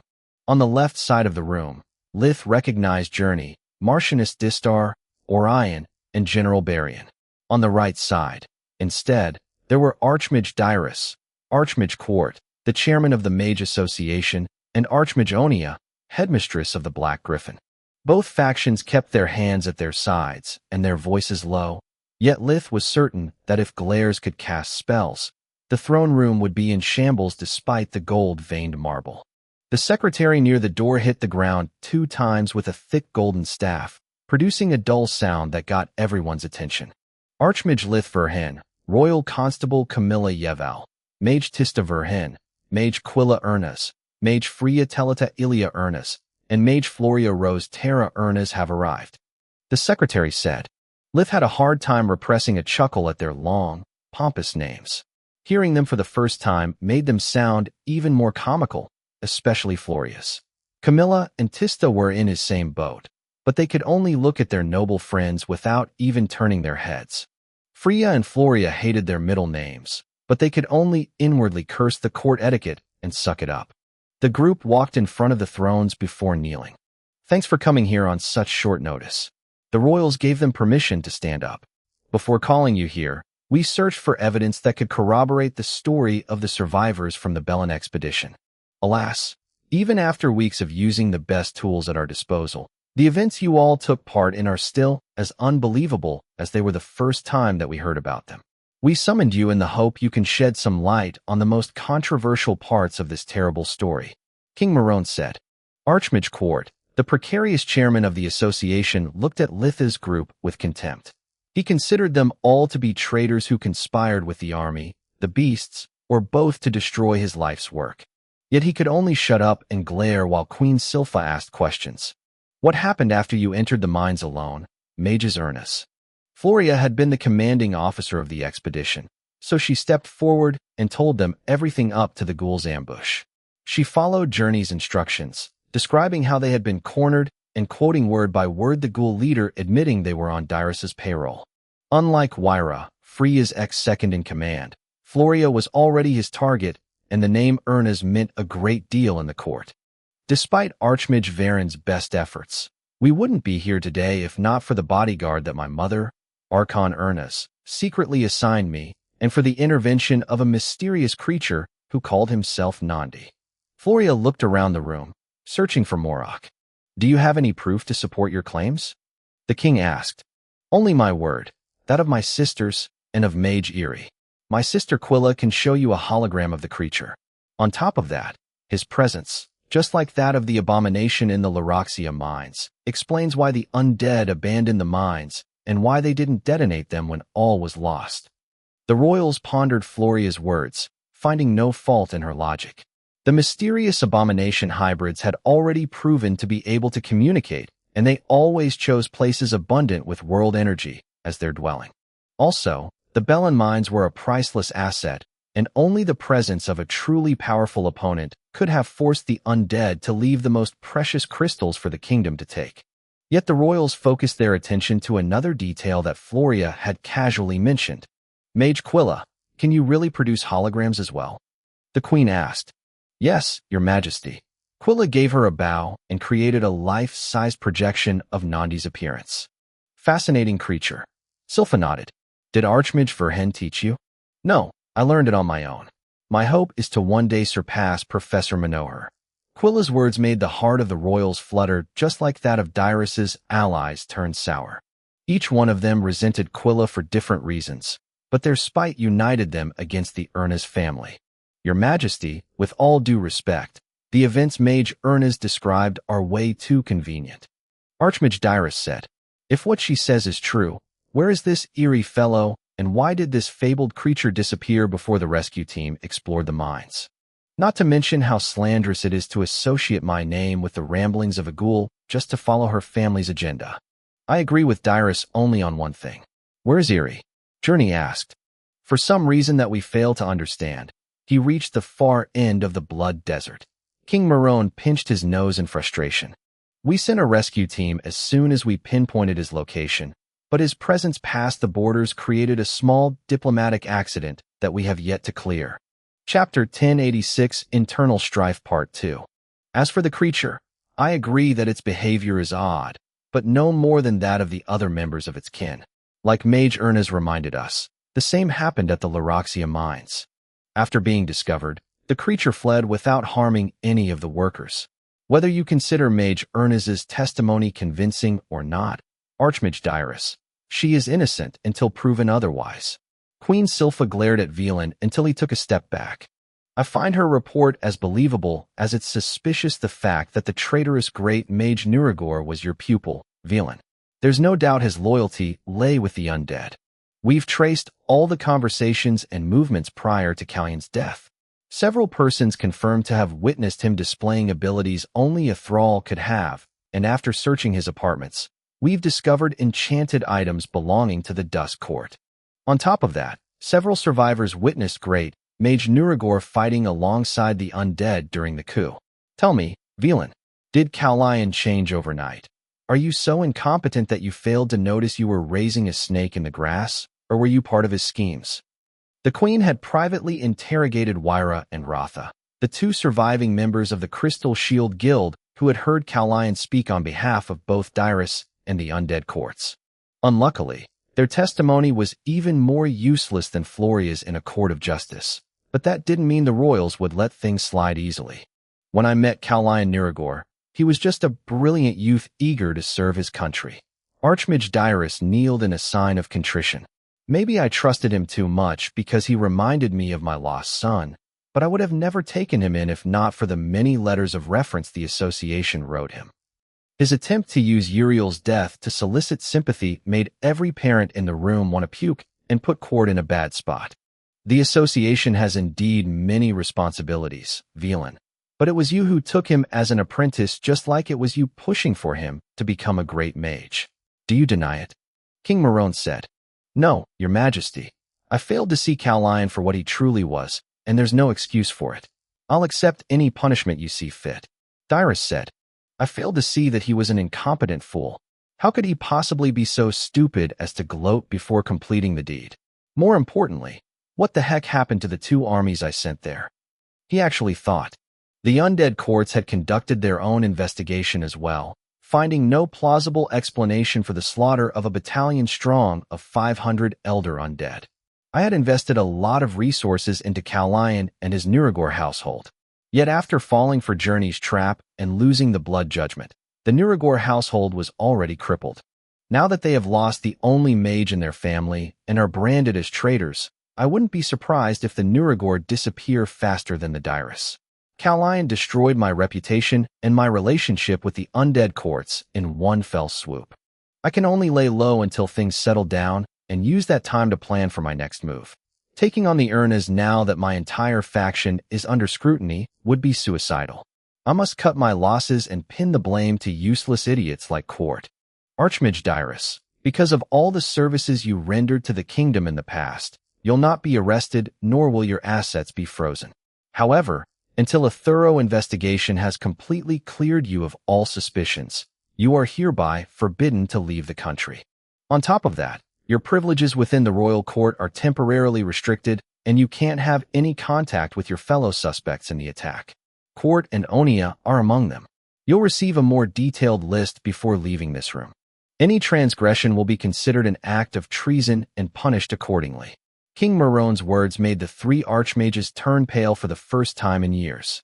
Not even Journey's plan to stage Balkir's return had dealt such a huge blow to their plans. Dyrus had no children anymore, so he couldn't care less about Balkir. Yet losing court privileges and having some of his most powerful allies cut off his contact list was almost a death blow. Almost. Journey inwardly curled her lips in disgust, angry with Dyrus for not leaving any trace she could follow, and with herself for having yet to find a weakness she could exploit. Dyrus loved no one and was already dismissing his lands bit by bit over time. She had even considered spreading a plague, but it would have caused Dyrus no pain. On the contrary, it would have garnered him compassion and support, if not even further boosting his status in the case he managed to find a cure. Velan only has two things left: his magic and his reputation. I could take away the magic with Balkir's venom, but the bastard never moves alone, and giving Daida enough manpower to overcome his detail couldn't possibly go unnoticed. This incident has dealt a huge blow to his reputation, but depending on how he deals with the issue, Velan might even rise to new heights. If my enemy has no weakness, then it's up to me to create one. Journey exchanged a grim look with Orion. She usually didn't involve her husband in her plans because he was too a good man and his conscience wouldn't let him sleep at night. This time, however, his blood ran almost as cold as Journey's. Touching their children had been the last drop that had awakened the sleeping dragon. He cared no longer for something as trivial as morality, and having Orion's talent at her service opened Journey countless new possibilities. As for Onia and Court, they had no direct involvement in the attempt on Floria's life, nor with the undead courts. Unlike Dyrus, their bloodline was safe, and they had too much to live for to gamble everything on blind revenge. Onia wanted solely to have justice for the friends she had lost in Kulla. The headmistress had helped Dyrus because she considered him a means to an end, not an ally. Yet all she had achieved was losing the trust of the White Griffin and a royal restrict order. She could feel her seat as headmistress of the Black Griffin slipping from under her ass, just like it had happened to headmistress Linnea years before. According to some rumors, after running away from the kingdom, she had literally drowned herself in alcohol. She had become a cautionary tale among headmasters, birthing the idiom, "Those who do not swallow their pride choke on their own puke." Court was in the same boat. He had provided Dyrus with political support to keep the army from overtaking the association. Litha's achievements belonged to the army, just like Journey's, Orion's, and those of most of the Urna's household. To him, they were all enemies. He had no personal grudge against them, it was strictly business. Dyrus, instead, had become an archmage by giving the association his full support over the years, so he was Court's best bet against the army. Or so he had thought. Court's life revolved around his work, hence to investigate him meant to investigate the entire association. Any dirt that would come out, no matter if completely unrelated to the undead courts, would hasten its fall. Chapter 1087 Darkness versus Chaos Part 1. The three archmages felt their knees so weak that to hide their inability to stand up, they pretended to kneel in a sign of submission. Archmage Verhan, thanks to the mages Urnas, we know what happened in the mines. It's up to you to reveal the fate of the two armies. Queen Sylpha said. Lith told them how he had received Orion's call, and then left for the nearest Emperor Beast's lair, located near Inca. To hide Solus's existence and justify his quick travel, he had to use the Beast Warp Network as a cover. I contacted my master who arranged for my transportation, her own, and that of some helpers. Lith said to justify the presence of the mysterious mages that the survivors had reported. I met Calian Nuragor on the battlefield, and after disposing of him, I took care of the dimensional ceiling array's core. He used his new mastery over light magic to project a hologram of the entirety of the camp as he remembered it, replaying both his fight with Calian and Raging Nova. In his version of the story, only a part of the human battalion had turned traitor while the rest had fought by his side. Quilla became inwardly green with envy. Her level of light mastery was nowhere near Litha's now. The spell left me helpless, but without the arrays, my master could warp away as many people as she could. After that, we left as soon as another of Faluel's disciples rescued the Urnas. At that point, the Hydra took us to safety, and we spent the following hours to recover from our injuries.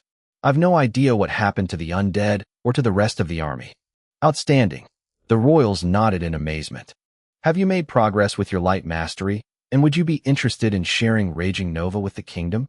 King Marone considered the death of so many valiant soldiers a tragic loss, but an archmage capable of such feats gave him more reasons to celebrate than to grieve.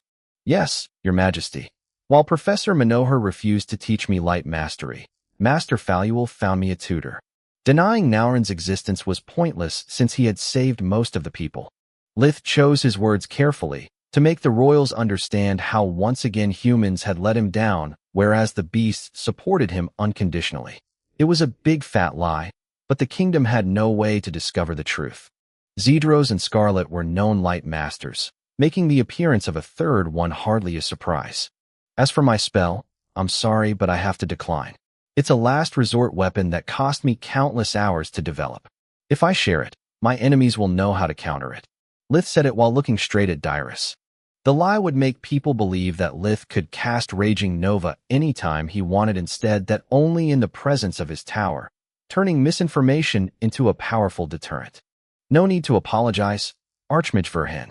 We are glad to hear about your success, and we regret not being able to help you as well. King Marone inwardly cursed at Manohar for making him lose face compared to the beasts. Mage Verhen, thanks for accompanying your brother. What have you seen on the battlefield? Queen Silpha asked. Tista confirmed Litha's version of the story, claiming that Faluel had brought her and a couple of her disciples to help Lith rescue his friends. The royals didn't ask to interrogate Protector nor Naurin because, having disguised themselves as Emperor beasts, they weren't under the kingdom's jurisdiction. Archmage Verhen, Mage Verhen, the kingdom owes you a debt of gratitude. You will both be rewarded for your deeds, and so will be your master. Is there anything in particular you want? King Marone said. At the moment, I'm too busy with my studies to learn new spells. I'm focusing on runesmithing, and to practice it I require several ingredients. I'd like to receive enchanted metals and raw mana crystals. I'm developing a new cutting technique that I hope will allow me to bring out more power from the crystals than the one taught at the academy. Lith said. The last part made no sense to both the royals and Orion. The crystal cutting technique had been perfected centuries ago, and not even geniuses like Manohar had ever found anything wrong with it. We can provide you with violet crystals and orichalcum, but white crystals and adamant are too precious. Once you have completed your studies, bring us a catalog with the workings you're willing to share. If you can give the kingdom powerful equipment, we'll be glad to trade all kinds of magical resources with you. Queen Silpha handed Lith the newest catalog that Professor Wainmeyer gave to her clients as reference material. Most of her workings had a price that could be paid in both money or ingredients, while the most powerful could only be paid in magical resources. Thanks for your generosity, Your Majesty. Lith gave her a bow, understanding what she meant. Before handing me priceless resources, the royals just want to make sure that I can tap into the ingredients' full potential and craft unique artifacts. Anyone can claim to be a master forge master, whereas results can't be argued with. He thought. I second my brother's request. I'm following his footsteps as forge master as well, but unlike healing magic, I can't practice without powerful metals. Tista said. Tista's request flabbergasted the royals, who cleared their throats in embarrassment while looking at Lith for help. As far as they knew, Tista was nothing much. She had managed to join the Mage Association only thanks to Quart's attempt to exploit Lith and other. I can vouch for Mage Verhen. Lith avoided referring to her just as his sister, wanting her to escape from his shadow. She learned forge mastering from me and has reached a level of mastery above that of any academy student I know. Lith nudged Tista, who projected holograms of her creations while explaining their properties. The royals could barely hold the enthusiasm of seeing the third human mage in a single day to perform light mastery and having confirmation that Litha's magical legacy would belong to his bloodline. Teaching me my ass. Tista inwardly sighed. I learned only the basics from him. Everything else I learned from Solus. I hoped to avoid revealing my light mastery, but it seems that keeping my talents for myself has both protected and limited me. I need to make a name of my own, otherwise I'll always be seen as nothing but Litha's sister. The crystals will empower the tower's minds, but I need orichalcum to devise my personal forge mastering technique. After Tista, the royals interrogated Camilla, the staff of the Flying Griffin, and even the personnel of Inca's military base to determine how quickly the beast's warp network could work. They assessed that it worked no better than their own. It simply had different access points. Being able to use both the human and the beast network made Lith an even more precious asset. The royals decided that it was time to follow the Empire's lead in building a better diplomatic relationship with the Emperor beasts living in their territory instead of treating them as wild cards. Chapter 1088 Darkness vs. Chaos Part 2. Thus Court, the same day. The Hushed King wasn't pleased with the results of the investigation about the events in the Bellin mines. The royals believed that the undead had killed or captured all the members of the battalion sent to protect the expedition, but the reality was much worse. The kingdom had lost no battalion, whereas the Dusk Court had lost 2 of them along with countless priceless artifacts. On paper, the undead courts had dealt a blow to the Griffin Kingdom, proving their superiority. The truth, however, was that the undead had never been so weak before. According to his spies, a handful of Emperor beasts had been enough to wipe out both his armies. Beasts and humans seemed to be on the best of terms for centuries, and they had allied against his court. To make matters even worse, the Awakened Council couldn't care less about the undead's predicament while the Master's organization was eating them alive. The number of eldritch abominations on the entirety of Mogar barely reached a few dozens, but each one of them could flatten mountains. The hybrid eldritchs were even fewer, 8 in total, yet the rumors said that every single one of them could go toe-to-toe with a guardian and live to tell the tale. Humans, beasts, and abomination had unknowingly combined their efforts, putting the undead up against a wall. In less than 2 years, the undead invasion from Giera had turned from the court's opportunity to conquer the Garland continent into a struggle for their survival. "Why the long face, little brother?" Dawn asked. The beauty of her meat suit and the radiance she emitted made Dusk's servants cry blood tears. To them, being in her presence was akin to basking into the sunlight again, arousing feelings they believed to have lost centuries ago. "Why the smile, big sister?" Dusk replied. "The peace talks between the abominations and the council are progressing smoothly. Xenogrash, being one of Ligane's firstborns, is only making things worse. Soon the abominations will be recognized as the 5th race, and we'll lose the war for good. All abominations were once fucking awakened, so the council might side with them and help the hybrids to wipe out all the non-awakened undead." He slammed his fist on the Davros' throne with such strength that the resulting shockwave sent everyone but Dawn flying. "I think you're overreacting." The bright day shook her head, making her raven black hair dance under the mystical lights. How could a handful of individuals be considered a race? On top of that, why should the council side with them for such trifle matter? Exactly, because there are few of them. If the council recognizes them as a race, then the situation would be akin to the undead courts waging war against all awakened humans or emperor beasts. "We need to act before it's too late." Dusk's communication amulet cut him short. Another one of the Dusk court's branches in the Gorgon Empire was under attack, and its lord had forwarded a distress call. "We need help. A dragon is making short work of our arrays with its flames. The moment our barriers crumble, we'll die. It's still noon, and most of our members can't even move." "Lyra," the Blood Witch said. "That does it." Dusk slammed his fist against his throne again, but this time it produced no sound. The Davros turned liquid and wrapped around his lich host's body, shape-shifting into both a full blood-red armor and a double-headed axe. Dusk locked the arrays of his throne room onto those of the Tarmin branch of the undead court and warped to the rescue.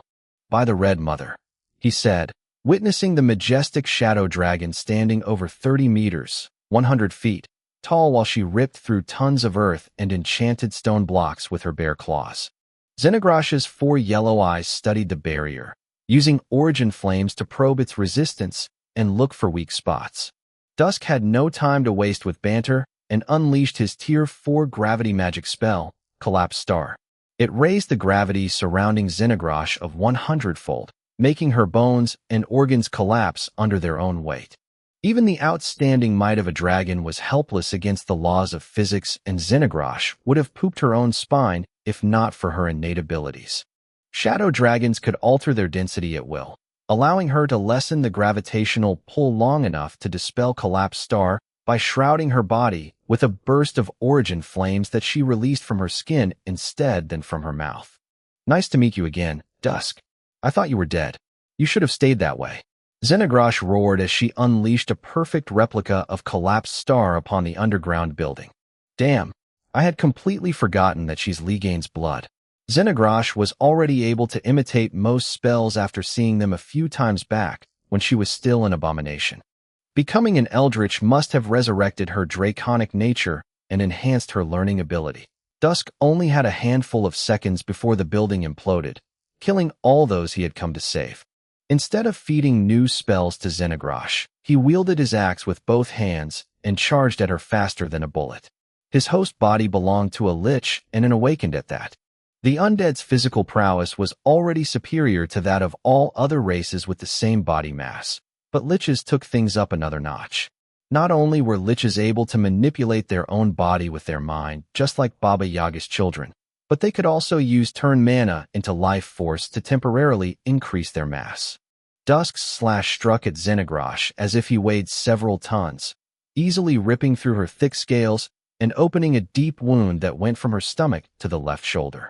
The raw strength of the attack produced a shockwave akin to an air blade that cut through the exposed flesh and ripped the tip of her left wing to shreds. Xenogrash didn't even flinch, letting her troll half heal the cut so quickly that by the time her fist struck at Dusk, who was still in midair, the wound had almost disappeared. That's new, Dusk thought while he crashed through the barrier protecting the underground base. The last time we faced, one swing of my axe, Firebrand, sent her running. Back then I failed to kill her only because of those damned chaos spells. Not only becoming an eldritch restored her draconic abilities, but somehow Xenogrash has also obtained regenerative abilities on par with a ghoul. Dusk's rage burned so fiercely that it boosted the red light of undeath in his eyes, turning them into 2 small stars. All of Baba Yaga's children hated abominations because they often fought for the territory or the food, but Dusk was an exception. He hated them more than anyone else. Not only abominations were capable of using all 6 elements, but they also had access to chaos magic, something that the undead lacked. The Red Sun would often draw comparisons between the 2 races and found his own wanting. Baba Yaga created us from the necromantic energy of darkness magic, making it an integral part of our lives. Then why are those pretenders that even Mogre itself abandoned the only ones that can use chaos magic? It should be us undead instead. Dusk thought. Chapter 1089 Darkness vs. Chaos Part 3. Dusk couldn't accept that an inferior creature like Xenogrash, who just a few centuries before was nothing but a puppy in front of his might, now dared to stand her ground and fight him on equal footing. Mom was right. Dawn looked at the fight from Dusk's throne room. Whoever the master is, they are not to be underestimated. My little brother still has the upper hand, but there are just 3 of us, and we horsemen are the closest ones to perfection among Mom's creations. Abominations are few in numbers, but if they all reach this level of power, then the balance will be upset. Let's see how dumb you are. The fist of an adult dragon packed enough punch that even a Davros armor couldn't fully protect its wearer from the shockwaves the blunt impact produced. A normal person would have his internal organs shaking so much that they wouldn't be able to stand up for a while, but Xenogrash knew that Dusk inhabited a lich. Undead had no use for internal organs, so he would stand up the moment he stopped bouncing on the walls of the underground building. She used that time to cast her Tier 5-dimensional spell, Sealed Space.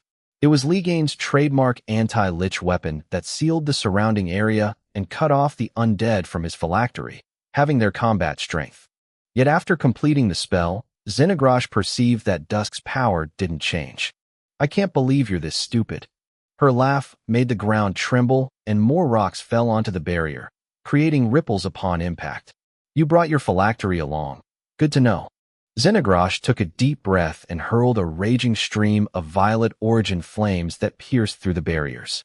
The pillar of fire was so dense that it hit the Red Sun with the force of a speeding train. Enough!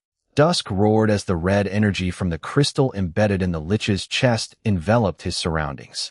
I can't believe an inferior being such as you has forced me to use my true strength. Shame and outrage fought for dominance, ravaging what was left of Dusk's pride.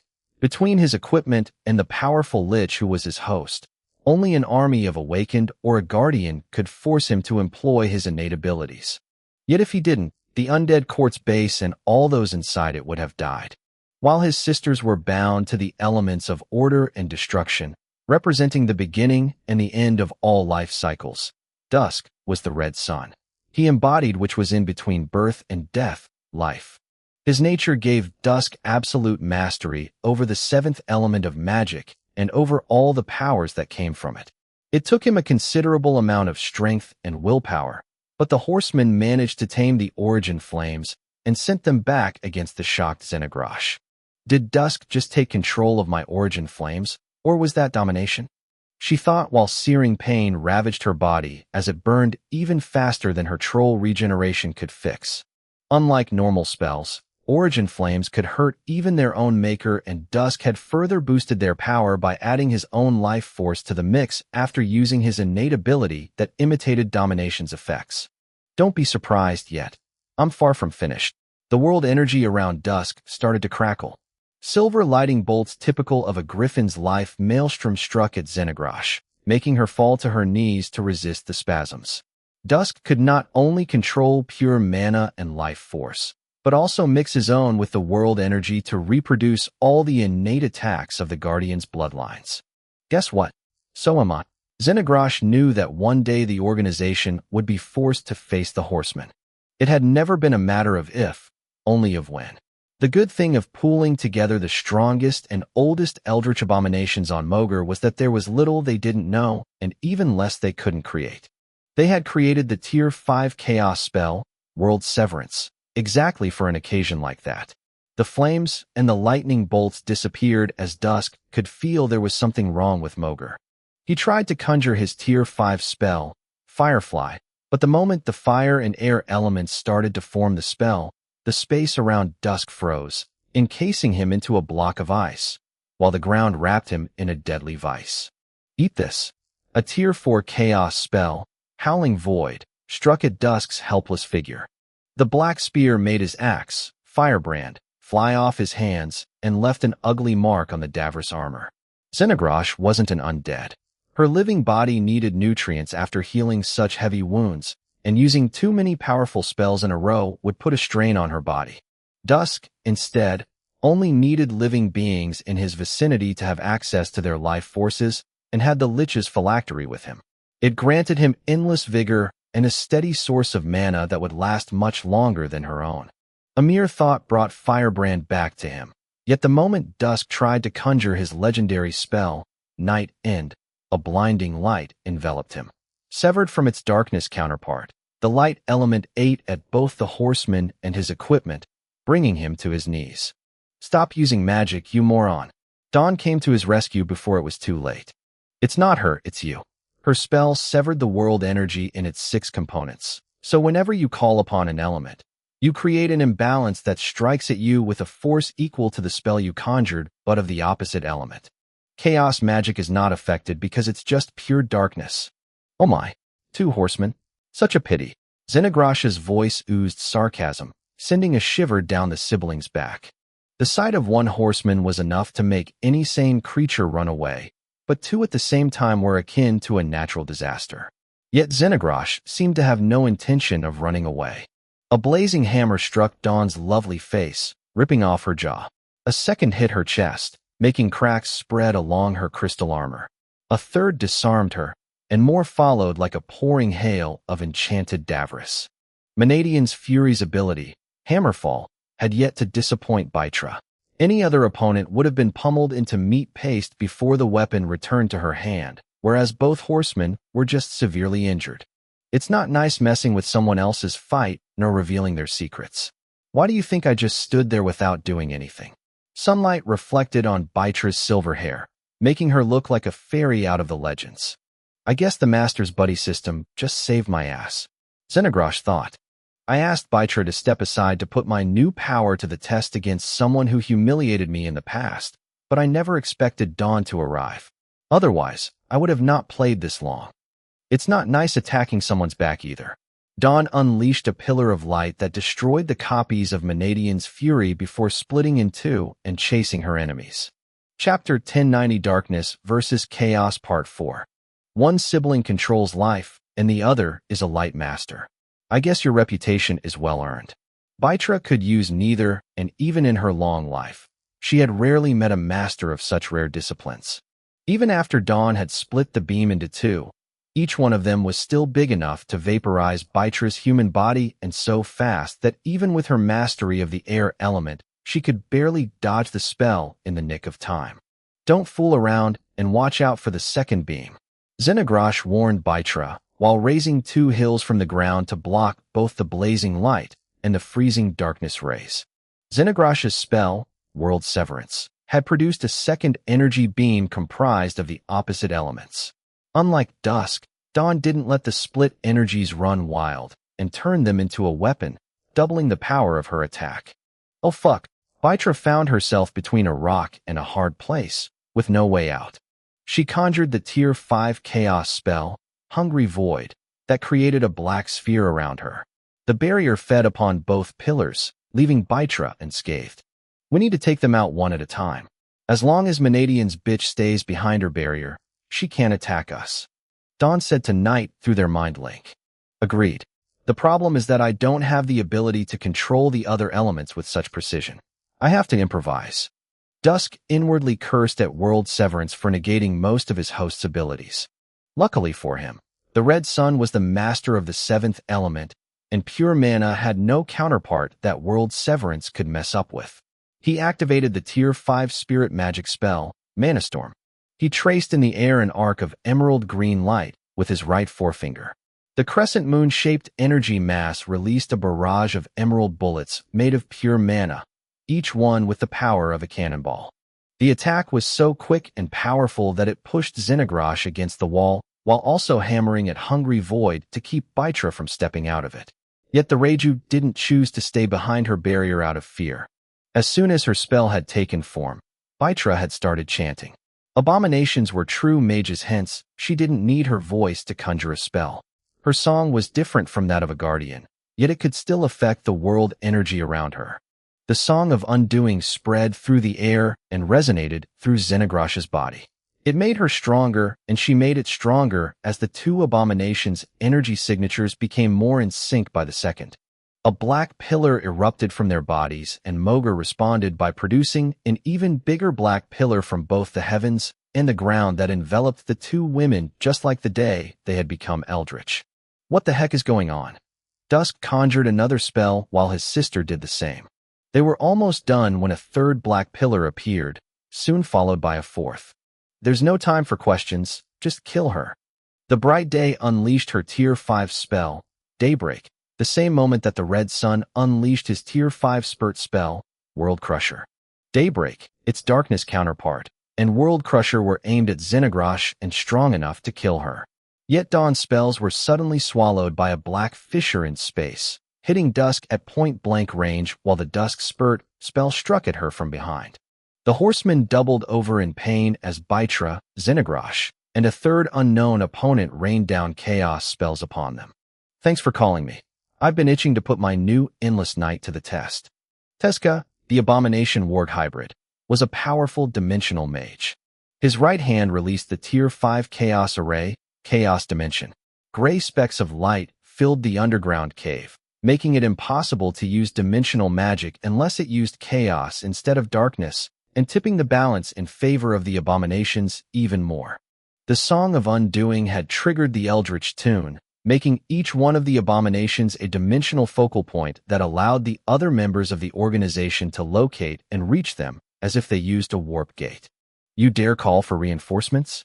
This was a one-on-one fight. You have no honor. Dusk conjured a pillar of origin flames to protect both himself and Dawn from the onslaught. First, it's your sister who messed with Xenogrash's fight. Second, who cares about honor? We're not here to win a medal, but to kill you all. Baitra giggled as a fifth and a sixth black pillar appeared. We have to run. Those things are not there for ambience. They are creating an array. The moment it's completed, we're dead. Dusk said through the mind link. Don't worry, that little wench and I had the same idea. Dawn focused all of her energy into a burst of light element that, together with its dark twin spawned by World Severance, weakened Chaos Dimension's effect. The blast attacked the array from the inside while a wave of black mist attacked it from the outside, unlocking dimensional magic again. The Black Knight had received Dawn's distress call and had thought to be in for a treat. Yet when she noticed the caliber and the number of enemies they were against, she just grabbed her siblings and warped away. Sorry guys, my new host is still a barely awakened weakling, and I have yet to reforge my equipment after it got destroyed. I wouldn't last a second against one of those hybrids in a fair fight, let alone when they outnumber us. Knight's feeling of shame disappeared when a seventh black pillar appeared, completing a magic formation shaped like the Big Dipper that suppressed all forms of energy but chaos. You did well, sister. The bright day was still healing from her wounds. The thought of what might have happened if they had remained there for a second longer sent shivers down her spine. Today the three horsemen were defeated, and it wasn't a guardian who sent us with our tail between our legs. Dusk still couldn't believe that despite the help of his sisters, he had been so easily defeated. First Dawn got her ass handed to her by that Verhin guy. Then it was my turn with that heartless bastard of Balkier, and now this. Dusk is right. We must do something about those hybrids. Knight didn't feel threatened so much as thrilled at the idea. An eternal life and nigh unlimited powers made her easily bored. Having found so many playmates that could survive a few good hits made her smile from ear to ear. A couple of months later, Faluel's lair. Each member of Litha's group studied on their own, and since they each progressed at their own pace, they would rarely take lessons together. The only exceptions were the shape-shifting, forge mastering, and the history of Mogre lessons. To survive outside human civilization, where emperor beasts, fae, and awakened ruled, the knowledge about the customs that all members of the council followed were vital. As the last part of today's lesson, we'll cover a few topics I mentioned during our first lesson, but that I didn't waste time to explain because they are more lore than facts. Faluel said. Chapter 1091 Facts and Legends Part 1. During that lesson, Faluel taught them how to recognize the signs indicating the residence of a local awakened lord and how to ask for their assistance. On top of that, she also instructed them about all the rules of the council to which strictly abide while interacting with an awakened before moving to a more interesting subject. According to lore, a violet core is not the most powerful that an awakened can refine. Some people claim that it's possible to achieve a white core and that it can bestow upon its owner not just a long life like it happens for normal awakened, but eternal youth. According to those rumors, Baba Yaga is one of the few known awakened who has mastered the secrets of the white core.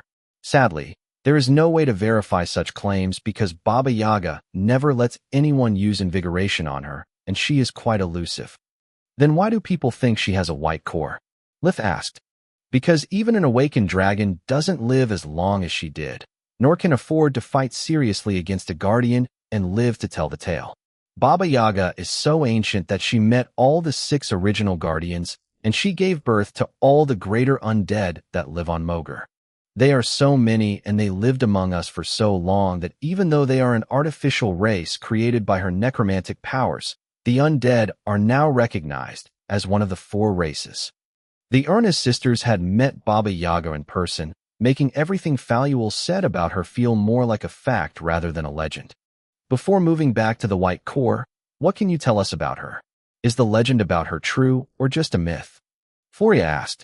Do you mean the story about her going into seclusion and coming out centuries later just to find Mogre changed beyond recognition?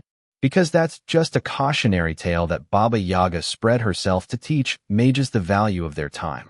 The problem with being so ancient is that most of the information we have about them is only what they want us to know. All I can tell you is that she was already there when the Guardians were worshipped as gods, and that she learned from them, becoming one of their priestesses. Even though her race of origin is unknown, it seems that at a time, she underwent several world tribulations. Plants, humans, and even undead hope this story to be true because it would mean that even them can become guardians. Faluel said. What about Lith? Quilla asked. Lith is part emperor beast, so he doesn't count. Faluel shook her head. As I was saying, Mogre had chosen her as a potential guardian candidate, and it's because of this that Baba Yaga allegedly entered into seclusion. Tribulations only happen when you face events that shake your very soul, so a quiet life means no chances of tribulations. This way, she managed to reach the white core that made Baba Yaga not only eternally young, but also powerful enough to escape Mogre's will and fight on par with the Guardians. Seeing her class gasp in amazement and a dangerous light appear in Litha's eyes, the Hydra rushed to say, Please, take my words with a load of salt. They are legends that might likely be spread by Baba Yaga herself to be left alone. The only people that know the truth are Baba Yaga and the Guardians who allegedly fought against her. Speaking of facts, instead, Baba Yaga is one of the few living mages who knows how to craft a mage tower and how to dismantle an enchanted item to upgrade it without having to redo it from scratch by using something called creation magic. According to lore, she enhanced both her tower and her horsemen so many times that they gained the ability to upgrade themselves. It's the reason why the horsemen are so powerful and have been tasked with finding a solution to the undead's weak points. Unlike other cursed objects whose abilities are fixed at the moment they were crafted, the horsemen can alter themselves just like they alter their hosts or their chosen. As for the white core, I can only tell you what I know for sure. A white core is more powerful than a violet. Through the ages, awakened belonging to all races, and even eldritch abominations have tried to capture Baba Yaga several times. They were all considered experts with bright violet cores, yet they always failed. Even the awakened offspring of the Guardians never managed to subdue her, not even after luring Baba Yaga away from her tower. Just to be clear, like us, lesser dragons are better than normal emperor beasts, so the pure bloodline is better than us. An awakened dragon that reaches a bright violet core can be considered as powerful as a natural disaster, yet they fared no better than anyone else. On top of that, only in rare occasions did Baba Yaga kill one of her pursuers. Why she shows mercy or not is something no one knows. Based on those facts, the council thinks that she has a white core that grants her power far greater than violet, but inferior to that of a guardian. It might actually be similar, especially if Baba Yaga fights nearby her mage tower, but again, it's just speculation. Whenever Baba Yaga and a guardian fought, she always ran away after a few exchanges. If you ask me, I think that it's only thanks to the tower that she didn't get obliterated. Guardians have too great of a power to be challenged by a single person. Moreover, if she really was that strong, she would have built a country for her children. Faluel said, "Is a mage tower that good?" Floria tried and failed to not sneak a glance at Solus. "No, it's much better." Faluel's words made everyone clench their teeth and hands to not look at Lith in awe.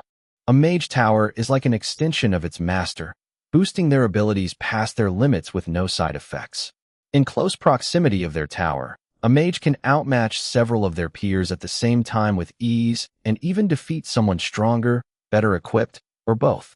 A mage with a tower is feared by everyone, even by violet-cored phoenixes or dragons. At the same time, however, a mage with a tower is also constantly the victim of ploys to get them away from their tower and kill them. Mage towers are like any other artifact. Once their owner is dead, they are up for the taking. Is that the reason why we never heard about mage towers except in legends? Tista asked. Indeed. Rifa Minadion was the last mage to successfully craft her tower. She never hit it or shied away from any challenge, and look how she ended. We don't know how she died, but it didn't happen of old age, that's for sure. Faluel sighed. What do you mean? If a mage tower is that powerful, how could Minadion possibly be defeated? Lith had waited years to ask this question without it arousing suspicions. The same way most violet-cored individuals die, be them awakened or not. Killed by those they trusted the most. Chapter 1092 Facts and Legends Part 2. Why do you think spirit magic spells and advanced runesmithing aren't taught to the student until the master is about to pass away? Because they are the two disciplines that allow to cast the strongest spells and craft the most powerful weapons. Once the student-master gap becomes too small, the only thing that a disgruntled apprentice needs to kill their more skilled mentor is a moment of distraction. No matter how powerful a tower is, if it doesn't recognize your aggressor as an enemy, it's no better than the armor that you left in your closet. Powerful mages don't die dramatically on the battlefield at the hand of their century-long nemesis. They die pitifully while taking a dump, at the hand of their own children or of those who they considered as such. Why do you think the children of the Guardians only trust their harbingers? Faluel said while looking at Freya. How many known mage towers and white-cored individuals are there on Mogar? Freya rushed to change the topic. With her life more on the line with each passing day, the word harbinger sounded awfully like death to her. Unknown. As I said before, unless you use invigoration on someone, you can't see their core. The closest person to a white core might be Thrudgriffin. Arthan's madness refined her body in a way even the council doesn't understand. She possesses the only rainbow core in Mogar's history. As for the towers, those who have them don't share the information easily, and unfortunately, there is no known crafting method. Even ancient bloodlines like mine are still looking for an answer. Now, enough with legends, and let's get back to facts. One thing that non-awakened ignore is the existence of the fringes. Fringes are natural spatial distortions that are inaccessible with conventional means. We could have one right here in the Tron Woods and never notice it. Fringes can be considered akin to a storage space, but they accept living beings and time flows normally.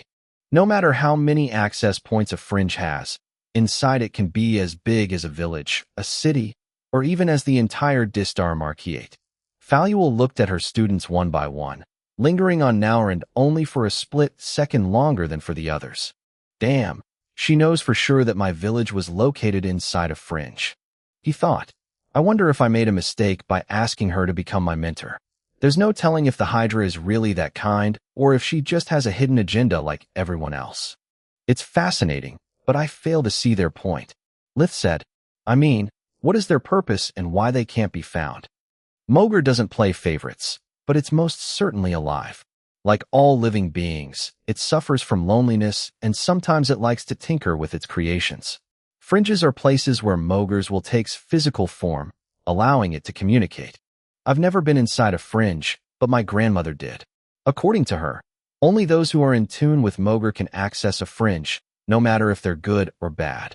Also, it uses them as protected habitats for species that might not survive in the outside world, but that Mogr thinks they have yet to fulfill their role. Faluel said, looking at Lith first, and then Nowrand. Interesting. Maybe Mogr has taken an interest in hybrids way before my arrival, since we're people have been created centuries ago. It would also explain why some species like elves are considered a myth, but Zalgrish used one of their children to create Ratpack. Lith thought. The Lich's small assistant was capable of seeing Solas's human appearance even when she was in her ring form. If elves live inside a fringe, then he must have also inherited their affinity toward the planet. That moron of a Lich had the key to the fringes all along, yet he considers Ratpack's vision nothing more than childish daydreams. Fringes are places where the boundaries between the physical and the spiritual world are paper-thin. You can scry Mogr's mind to study the past, observe the present, and even catch a glimpse of future events. On top of that, according to my grandmother, you can call upon Mogr and ask the planet questions to which it answers. Faluel said, on the other hand, to communicate with Mogrs will implies to draw its attention on you and receive its judgment. If Mogr sees something or someone it doesn't like, it destroys it. My grandmother didn't seek an audience with the planet because most of those who succeed don't live to tell the tale. She felt already lucky for having learned many things just by breathing in world energy containing Mogr's memories. By the end of the lesson, Freya couldn't stop daydreaming about creating her own fringe. A mix between a dimensional palace and a mage tower where she would be akin to a god. Everyone wanted to get back at Litha's mage tower, wishing to learn about it as much as they could. Be my guests, Lith said with a sneer. It's not like I had years and the means to study it at the best of my abilities. Yeah, we both tried to understand how the tower works and how to hasten my recovery, but to no avail. Solas sighed. Well, you have invigoration, but you surely lack forge mastery spells. Quilla took her silvery wand out of her dimensional item. Can you imagine how cool would it be if all of us had our own tower? Since we're dreaming, I want mine equipped with a hot stud instead of Solas. Freya's voice oozed sarcasm. Wait, do you already know spells that allow you to study artifacts? Lith suddenly felt like hiding all of his creations. Well, duh. It was the first thing Dad taught us after gifting us our wands. This way we can both recognize powerful items at flea markets and not get conned when we shop from a forge master. Floria said, We do. Freya cursed at herself for never listening to a word about forge mastering in the past. There's no need to hide your creations, Lith. Quilla recognized his paranoid look. We never studied your stuff, and we're not going to try our spells on Solas unless both of you give us your permission. Lith and Solas exchanged a quick glance before nodding in unison. Floria and Quilla started to chant while Freya took out her wand as well and tried to memorize their actions. The Royal Forge Master wands emitted silvery strands that seeped through the stone of the tower's walls. Solas could feel several safety measures trying to lash out at the invaders, but she kept them from triggering. It seems that Lith and I are the only ones who can safely study the tower's power core. Suddenly Solas could see in front of her eyes some kind of administrator control panel. Their friends were marked as guests, with free access to open rooms, but forbidden from altering anything inside the tower. After hearing Faluel's words, I don't feel like disabling the safety measures for anyone. This way, even if our enemies slip a slave ring on our friends, no one could harm us in here. She thought, Gods, I can't see anything. It's all blurred out. Quilla said, Chapter 1093 Trust Issues Part 1. I can't see the tower core either. It must be one of those cloaking spells that forge masters use to hide their secrets. Can you turn them off, Solas? Floria asked. Solus shared the control panel with Lith and both browsed it for a while, trying to make sense of the various options. I thought you were supposed to know by instinct what each floor does. Lith thought. And so did I. Maybe as my core recovers, I get part of my memories back. If I was Manadian's apprentice, this tower was both my academy and my home. Yet only the master of the tower could access this kind of features. That's why I have no recollection of them. On top of that, they might be available now only because the tower's pseudo-core has finally recovered a bit of its power. She replied. Before Solus obtained her energy body, using invigoration on the tower would only reveal her weakened human core. Now, however, the breathing technique would also reveal the power core that fueled the tower and kept her damaged life essence in check. Sorry, I can't. I didn't even know such a thing was possible. I'll give it a try later. Solus said. If you want to stay here, be my guests. Lith said while checking his pocket watch. Camilla is waiting for me. I'm bringing her out on a date tonight. He was so tired that had to use invigoration while yawning to not fall asleep on the spot. Wow, did you really manage to make time for her despite our crazy schedule? Freya envied Camilla's guts, wishing to have a decent boyfriend.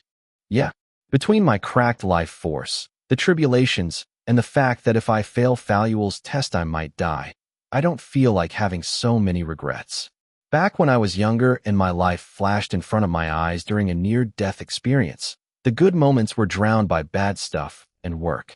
I love magic and I love power, but those alone don't make you happy. Agreed.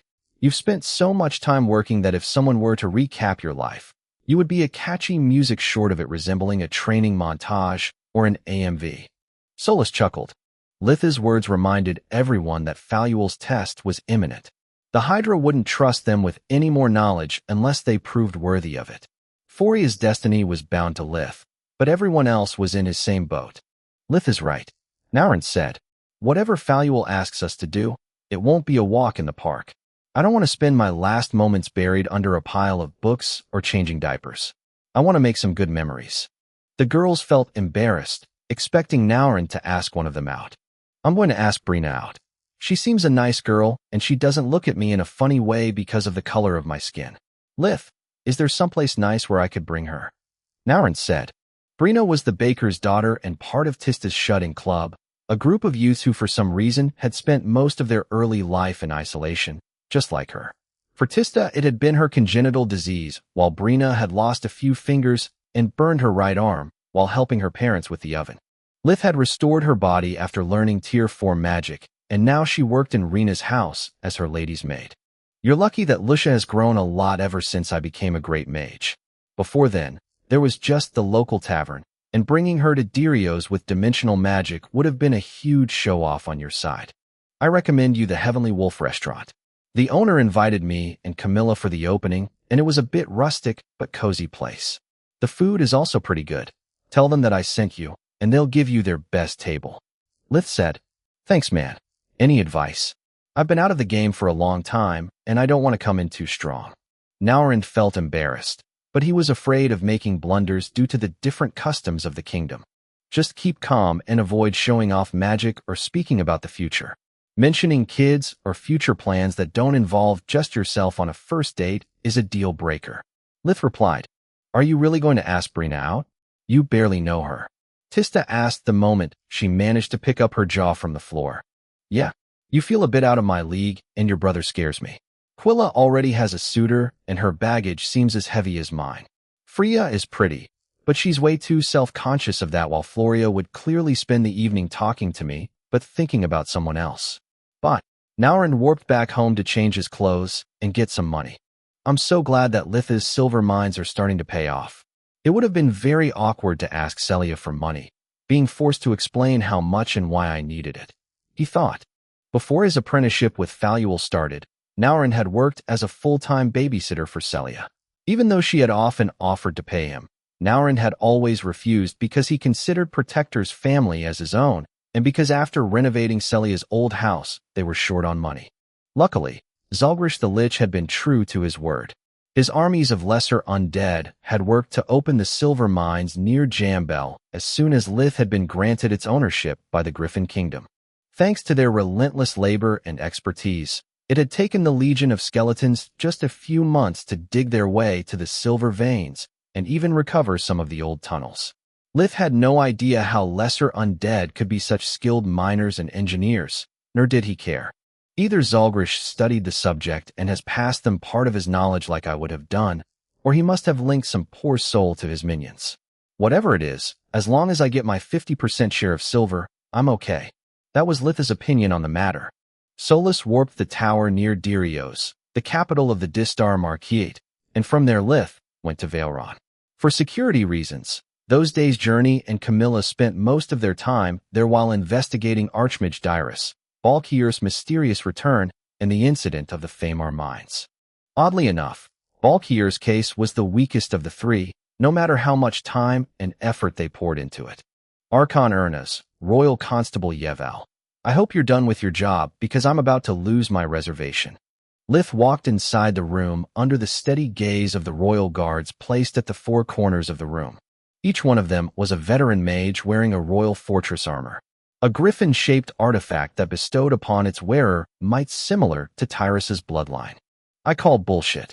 Journey grunted while checking some papers and interrogating one of her sources on her army amulet. Your reservation is not up for another hour. By the way, nice to meet you, Lith. Chapter 1094 Trust Issues Part 2. No. Yes, how the heck do you know that? Lith replied. Security reasons. What do you need all that time for? Journey said. Well, after working all day, I like to Camilla attempted to say. I'm just messing with you, child. Journey laughed for the first time in days, and that made it even creepier than usual. Go out and have fun. The paperwork can wait until tomorrow. Dyrus has left no breadcrumbs that we might follow anyway. Journey Ernest was Floria's mother and the most relentless, cunning predator Lith had ever met. Hearing Journey praising her opponent made Lith regret that saving Floria from her awakening didn't leave him enough time to interrogate Calion before killing him. Is it that bad? He asked. Worse, it's exactly as he promised me. Dyrus never made a misstep, never violated the law, nor did he associate with shady characters. So far, my hands are tied. She sighed. Lith and Camilla left the room, while Journey stared at the documents over and over in the hope to notice a detail that she had missed up to that point. What's with the tight security? I thought you two worked alone unless there was a concrete threat to your lives. Lith asked while they crossed the warp gate to Belius. We did, but after the attempt on Floria's life, Orion has asked royal guards to follow Journey everywhere. She's no mage, and even with the quickest response time, reinforcements would take too long to reach our position. Camilla said, Journey could take on many humans on her own, even mages. Undead and their thralls, however, were a different story. Without a potion, not even Journey could keep up with their speed and physical prowess. It would take them seconds to kill her. Back to their home, Camilla needed half an hour to shower and prepare for their dinner. They spent the rest of the time before their reservation taking a walk and watching the sundown together. It was almost summer, and the days grew longer and warmer. Gods, after sitting all day, I needed to stretch my legs. If it keeps up like this, my butt will become flat. Camilla wore a light jacket over a short-sleeved sky blue shirt and gray pants. I hear you. Between lessons and self-study, I'm afraid that I'm getting soft. Lith sighed. Don't worry, you're doing great. Camilla said after a quick grope of his arms, chest, and ass. I was joking. Did you really need to do that? No, but after such a boring day it sure got my blood pumping, she said with a laugh. They reached a restaurant that Journey had recommended to them, the Phoenix's Nest. Lith's deep blue archmage robe and Journey's name had guaranteed them the best table. It was located in front of a panoramic window with a view into the inner garden of the establishment. It allowed the customer to dine while enjoying the songs of the many birds that inhabited the place and the smell of the freshly watered flowers. Their table was also more spaced from the others, giving them privacy. The Phoenix's Nest didn't use magic lights, only candles. The dim light both created a romantic ambience and made it hard for customers to see what was happening at a nearby table. Do you like it here? Lith asked while estimating how expensive the silverware and the gold-veined porcelain plates were. Very. Living in Belius and moving from city to city to investigate people doesn't leave me much time to smell the roses. Thanks for remembering how much I like flowers. Camilla held his hand while looking Lith in the eyes and giving him the sweetest smile. The Phoenix's nest was way more romantic and expensive than the places they usually dined at. All those attentions flattered her, especially knowing Lith's stinginess. Yet they also worried her. Lith brings me to a nice place every time he gives me bad news or reveals one of his secrets to me. Please, gods, let this just be a good night. She thought. You are welcome. I felt the need to get away from work and stay away from all those damn leeches. This is the first opportunity one got to celebrate the income from the silver mines, and I don't want to casually meet pests. Lith replied. Is it that bad? Camilla asked. Yes. Climbing the ranks of the Mage Association caused me no trouble because my income was kept secret and everyone knows I'm not a kind man. The silver mines, however, aren't something that can be hidden. Ever since the mining operation started, I discovered how numerous and scattered my family was. Flocks of relatives I've never met or even heard about came to Lucia begging for money, hoping to exploit my parents' good heart during my absence. Unluckily for them, poverty made all of us quite unforgiving. My father remembers well all those he asked for help in the past to cover for Tista's treatments and gives them as much as they did. 0.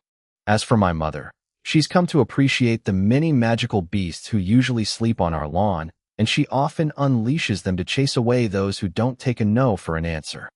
Did your parents say anything about me? Camilla tried to act cool, but swallowed out of nervousness. The silver mines made Lith even richer and set them further apart. She feared that his family might question her feelings and consider her just another leech. Of course they did. They told me to stop hoarding money and buy you something nice. Lith replied. Please, don't. I've got my job and I like to pay for my own stuff. Cammy, stop worrying like that. My parents would have proposed in my stead months ago if they could. They love you. Lith cursed his own insensitivity. Every time they spoke about money, Camilla's smile disappeared and she acted awkwardly. Do you mind if we change the subject? She said while hiding behind the wine menu. Fine. I'm curious. What can you tell me about your ex-boyfriends? Lith's words made her drop the menu and the plates clatter when she tried to catch it. Why the sudden interest? You never asked me about them before. Cammy, I consider your body like a temple, and I have no interest in knowing the men who shared with me the mystical experiences it has to offer. Yet since I started spending time with Floria again, you wanted to know all about us. It's only fair for you to share a bit of your past and help me understand why sometimes you feel so insecure about our relationship. Lith said. Camilla laughed heartily at the joke, but turned serious again the moment he mentioned her trust issues. Okay. She took a few deep breaths, using the time while the waiters served them the wild mushroom risotto and red wine they had ordered to calm down. I don't feel comfortable talking about them, and once you take the drama away, there isn't much to tell, but you have the right to know. She sighed. My parents enforced a strict discipline on me and Zin to keep us pure and more valuable for our arranged marriages. Men can fool around freely, but if a young girl doesn't take precautions, she's the one paying the price, both their stupidity. Chapter 1095 Double Date Part 1. Long story short, after joining the army, I met this wonderful boy, Crone. He belonged to a rich merchant family and aimed to climb the army ranks to help his family develop their business.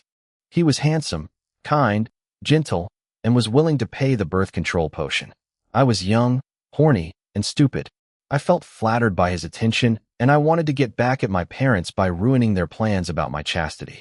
I fell for him like a dunce and barely survived the crash. Once he got what he wanted, Kron dumped me and made his move on my bunk mate right in front of me. I cried so much and performed so badly that I almost got kicked out the boot camp. What he did was already bad, but the worst part was everyone mocking me for my foolishness and reminding me that a wealthy man would never take a woman who got disowned by her own family seriously. After I failed the boot camp and started working as a clerk, things got better. I had friends, money, and a small apartment. My colleagues and I shared a deep camaraderie because we all had no place to come back to. The army was our only home, and we were each other's family. I met Rufo, my second boyfriend, after being transferred to Inca due to the base's lack of personnel. I had just lost all of my friends. The new place scared me, and I felt alone. He wasn't wealthy nor handsome, but he helped me get settled and introduced me to all of his friends, making me feel like I belonged there. He was really sweet and never pressured me, so after a while we ended up together. Our relationship lasted for over 2 years, and we even started to plan our marriage. Everything went fine until we both applied to the official Academy scholarship, and only I achieved it. From that point, everything went downhill. At first, Rufo pretended to be happy for me and claimed that he would do his best to support my career. The moment I got my promotion and he failed at the scholarship again, however, he turned sour. Rufo always complained about how little he earned and wanted me to pay the full rent. He started to spend all of his income on stupid stuff, ask me for money, and then lash out at me if I refused. I tried to help him study. I did all I could to show him that I didn't care about rank or income, that I just wanted him to be the man I had fallen in love with again. After a drink too many, Rufo told me that he had never loved me. It turned out that he had asked me out because I was the only one in our group to have been disowned. Knowing that I had even less than him made Rufo feel better about himself. He could accept neither my promotion nor his repeated failures. It was then that I understood that Rufo had never cherished our relationship. He just used it as a crutch for his ego, feeling happy just because I was more miserable than him. The next day, I broke up with Rufo and asked for another transfer. There wasn't a single place in Inca that didn't remind me of him, and Rufo had an easy time convincing my ex-colleagues that I had dumped him because I considered myself too good for him. He had talked behind my back ever since I moved to a different office due to the promotion, so no one believed me. Camilla sniffled while clenching her napkin hard. The same people who until the day before helped me planning our wedding now blamed me for everything. I'd say that's enough sad memories for one night. Liv held her hand until she managed to calm down. I'm sorry for ruining our date. No, you did the right thing. Camilla used a handkerchief to dry her tears and blow her nose. I'm the only one who can fight my inner demons, but keeping them a secret creates a gap between us. Talking about them with you sets my heart at ease. Thanks for listening to my problems instead of trying to fix them for me. Camilla's radiant smile made Liv happy to have waited before offering to find and kill her exes. Village of Lucia, at the same time. Naurin didn't have a skinwalker armor, so after leaving the tower, he needed to go back home to shower and change into clean clothes. His wardrobe was already limited and Faluel's training had forced him to renew it often. His slender limbs had become muscular, and he had gained several kilograms of pure muscles, making his old clothes so tight that Naurin couldn't wear them anymore. It would only take him a deep breath to rip them to shreds. Thank the god Celia is better than most tailors. All that sewing because of the kids made her a professional. Naurin thought. Yet her creations are too simple for my first date in 5 years.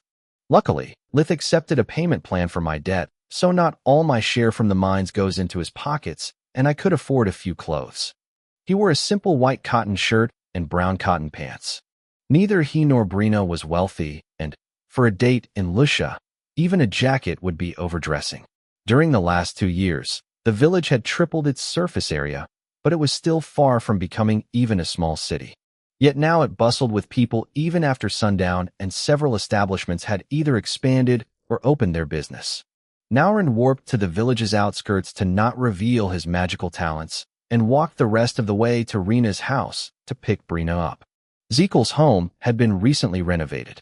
The blacksmith had bought his neighbor's house, turning it into a new and better-equipped workshop after converting the old smithy into living quarters. Lith brought most of his unsold silver to Lucia, handing it to Zekel, who crafted all the items that Lith would enchant in his tower. The business went so well that Zekel had split the workshop into a blacksmith and a goldsmith.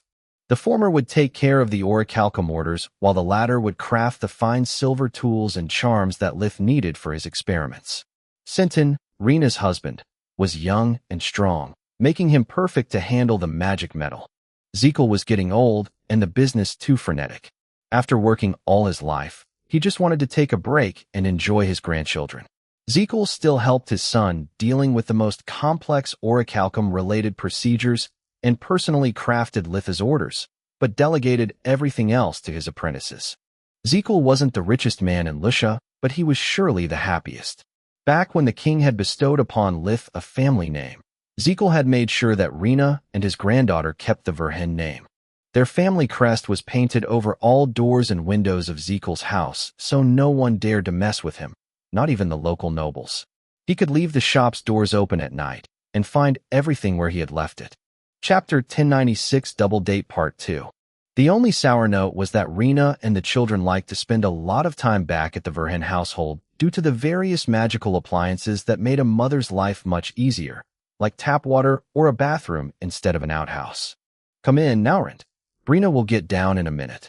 Rena sighed with relief while checking out his new outfit. Thank the gods you're not like my brother. I was afraid you would show up with your usual clothes after just cleaning them with a spell. Lith can afford it because of the skinwalker armor. Faluel doesn't mind patches and claw marks from the kids, but if Brina sees them, she would ask questions I don't want to answer. Naurent envied Lith for many reasons, and his self-repairing clothes were among them. How is Celia doing? I have never seen her so happy. She has gone back hunting and is catching up with all her old friends. My guess is that she was sick and tired of being a housewife in the middle of nowhere. Naurent said, What about the kids? With Prat Ryman being off and away and you all caught up by your apprenticeship, who takes care of the kids while she's out? Rena asked. She does the same thing you do. Celia leaves Lilia and Laren with Zinnia and the little Fenrir to Alina. Your mother is great with kids, and she says that she's glad to have the opportunity to learn how to take care of hybrid children. Lith is getting himself into trouble. Rena shook her head. Zinnia is becoming a part of our family. If it keeps up like this, he will have to face Celia's wrath as well if he messes his relationship with Camilla. Indeed. While we're at it, how the heck did Lith manage to date while hiding everything about himself? Maybe this is a mistake. If Brina starts to ask the wrong questions, I might ruin a lot of lives. Naurent was getting cold feet. Relax. Brina has already accepted to go out with you, so the hard part is over. Rena straightened his shirt and dusted his shoulders like a mother sending her son to the prom. Lith didn't hide much, just the awakening and the hybrid stuff. Just be yourself and talk freely. But remember to make no mention about those two things. I'm sorry for being late. Have you been waiting long? Brina came down the stairs. She was 1.54 meters, 5 feet 1 inch, tall with waist-long gold hair and clear blue eyes. Brina wore a white linen blouse and a beige skirt that emphasized her tan skin. She was quite cute, especially since her diminutive stature emphasized her curves. No, I have just arrived. Naurent took a deep breath and offered her his arm that she promptly took. Oh my, have you been exercising? Brina asked while feeling his muscles. It's a long story. Just the thought of his training made him shudder. Then it's a good thing we have all night in front of us. I'm really curious to hear everything about the Blood Desert and why you came to Lucia just to become a nanny. Are you really as good with children as everyone says? Brina's questions, her pressing his arm against her chest, and Rena's wink in response to his silent plea for help let Naurent understand how screwed up he was. Erna's Archduchy, a few hours later. Lith and Camilla had left the Phoenix's nest for a while and were taking a stroll through the city of Asser before going back home. Aside from the talk about Camilla's past, they had spent a pleasant evening, and she was happy to do a little window shopping. Big cities in the south are like another world. Camilla said, I can't believe there are still so many people around and so many shops open.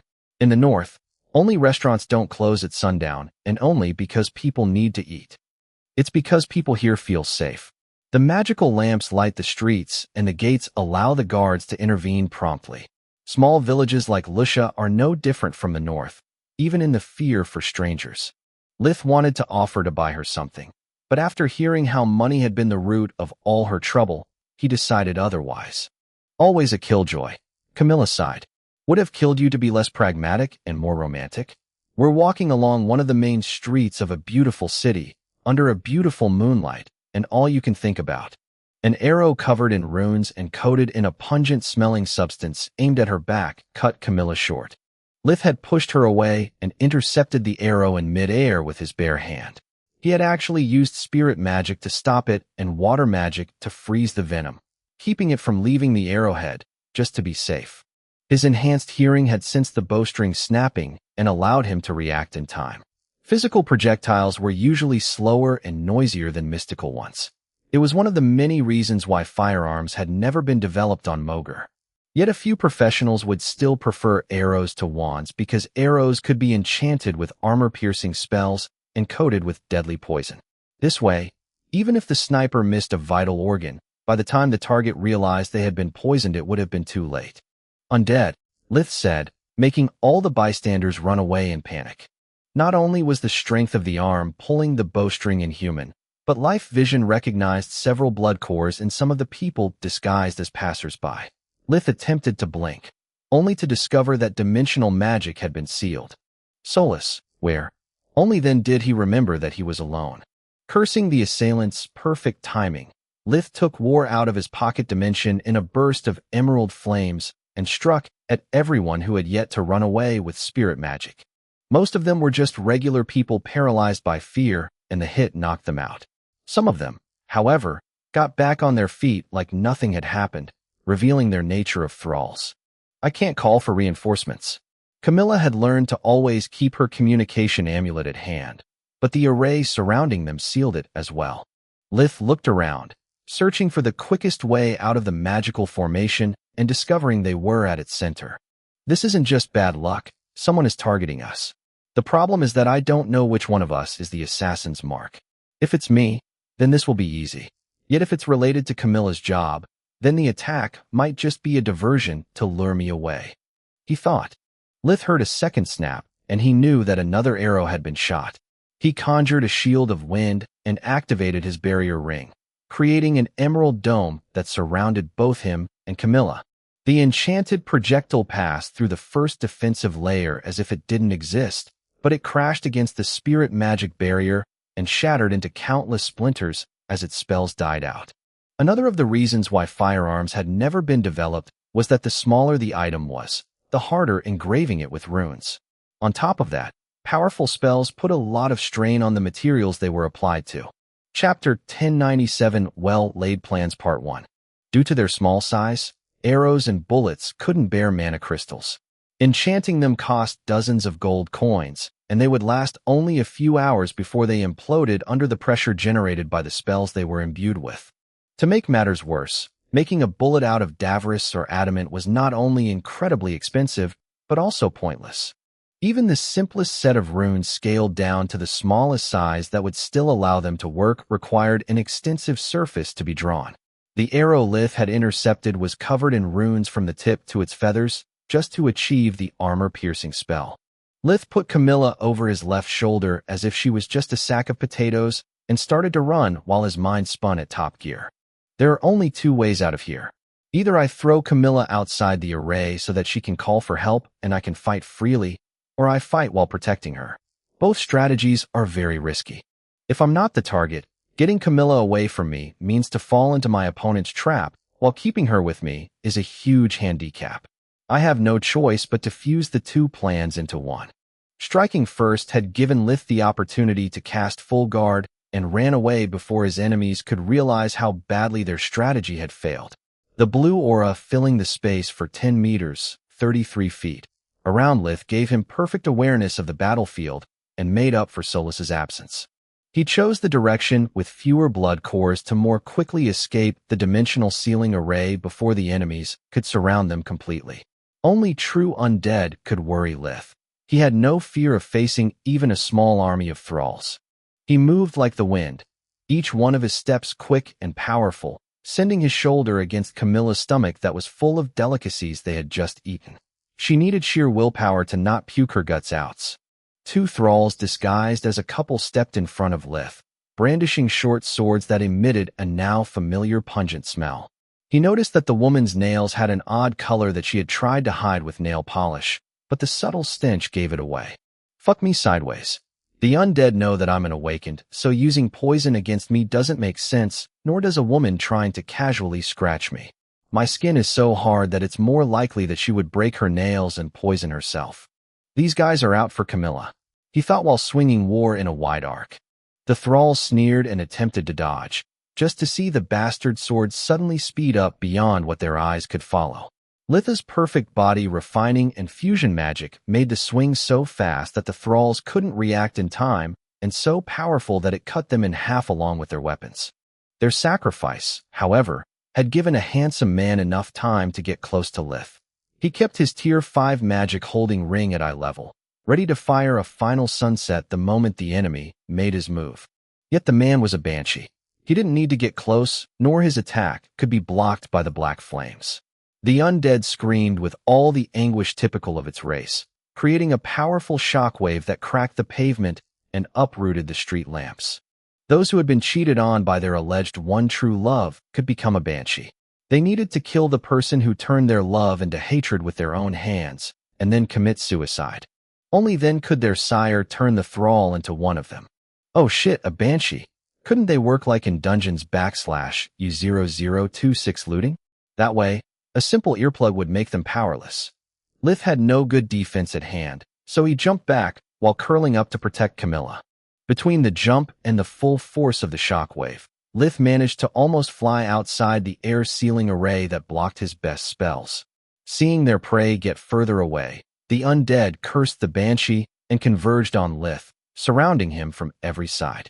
The boosted skinwalker armor had protected Lith from harm and even filled his ears to block the noise, but the shockwave had made him lose focus. Lith felt dizzy and activated light fusion to negate the vibrations that still dulled his body. Stay close to me and get ready to retreat. If we don't escape the array, we're done for, Lith said with a slurred voice. He needed a couple of seconds to cast full guard again and weave a few spells. Unfortunately, Camilla lacked an enhanced body and light fusion, so even with the protection of her own boosted skinwalker armor, she couldn't hear the word he said. Her ears still rang and her bones rattled from the banshee's scream, making her unable to even stand. Yet she didn't give up. Camilla pressed a sequence of runes on her army amulet while taking a small purple mana crystal from one of her pockets. She inserted the crystal inside a slot of the amulet and then threw it away with all the strength she could muster. By the time the undead reached Lith, light fusion and half a breath worth of energy of invigoration had cleared his mind. A dome of black flames intercepted the first wave of enemies, turning them into ashes. The banshee screamed again, but this time, Lith was ready.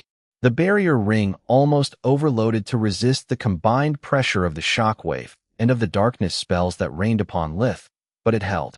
The still active final sunset turned into a jet stream of black fire that entered the still open mouth of the banshee and gave him an excruciating death. Then, a hail of enchanted arrows shattered the barrier, forcing Lith to activate the last final sunset stored inside his magic-holding ring.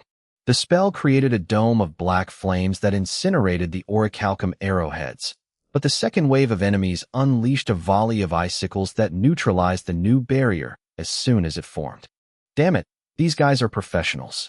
Lith inwardly cursed while studying their formation via full guard. Not only don't they take unnecessary risks, but they also seem to be aware of my usual tactics.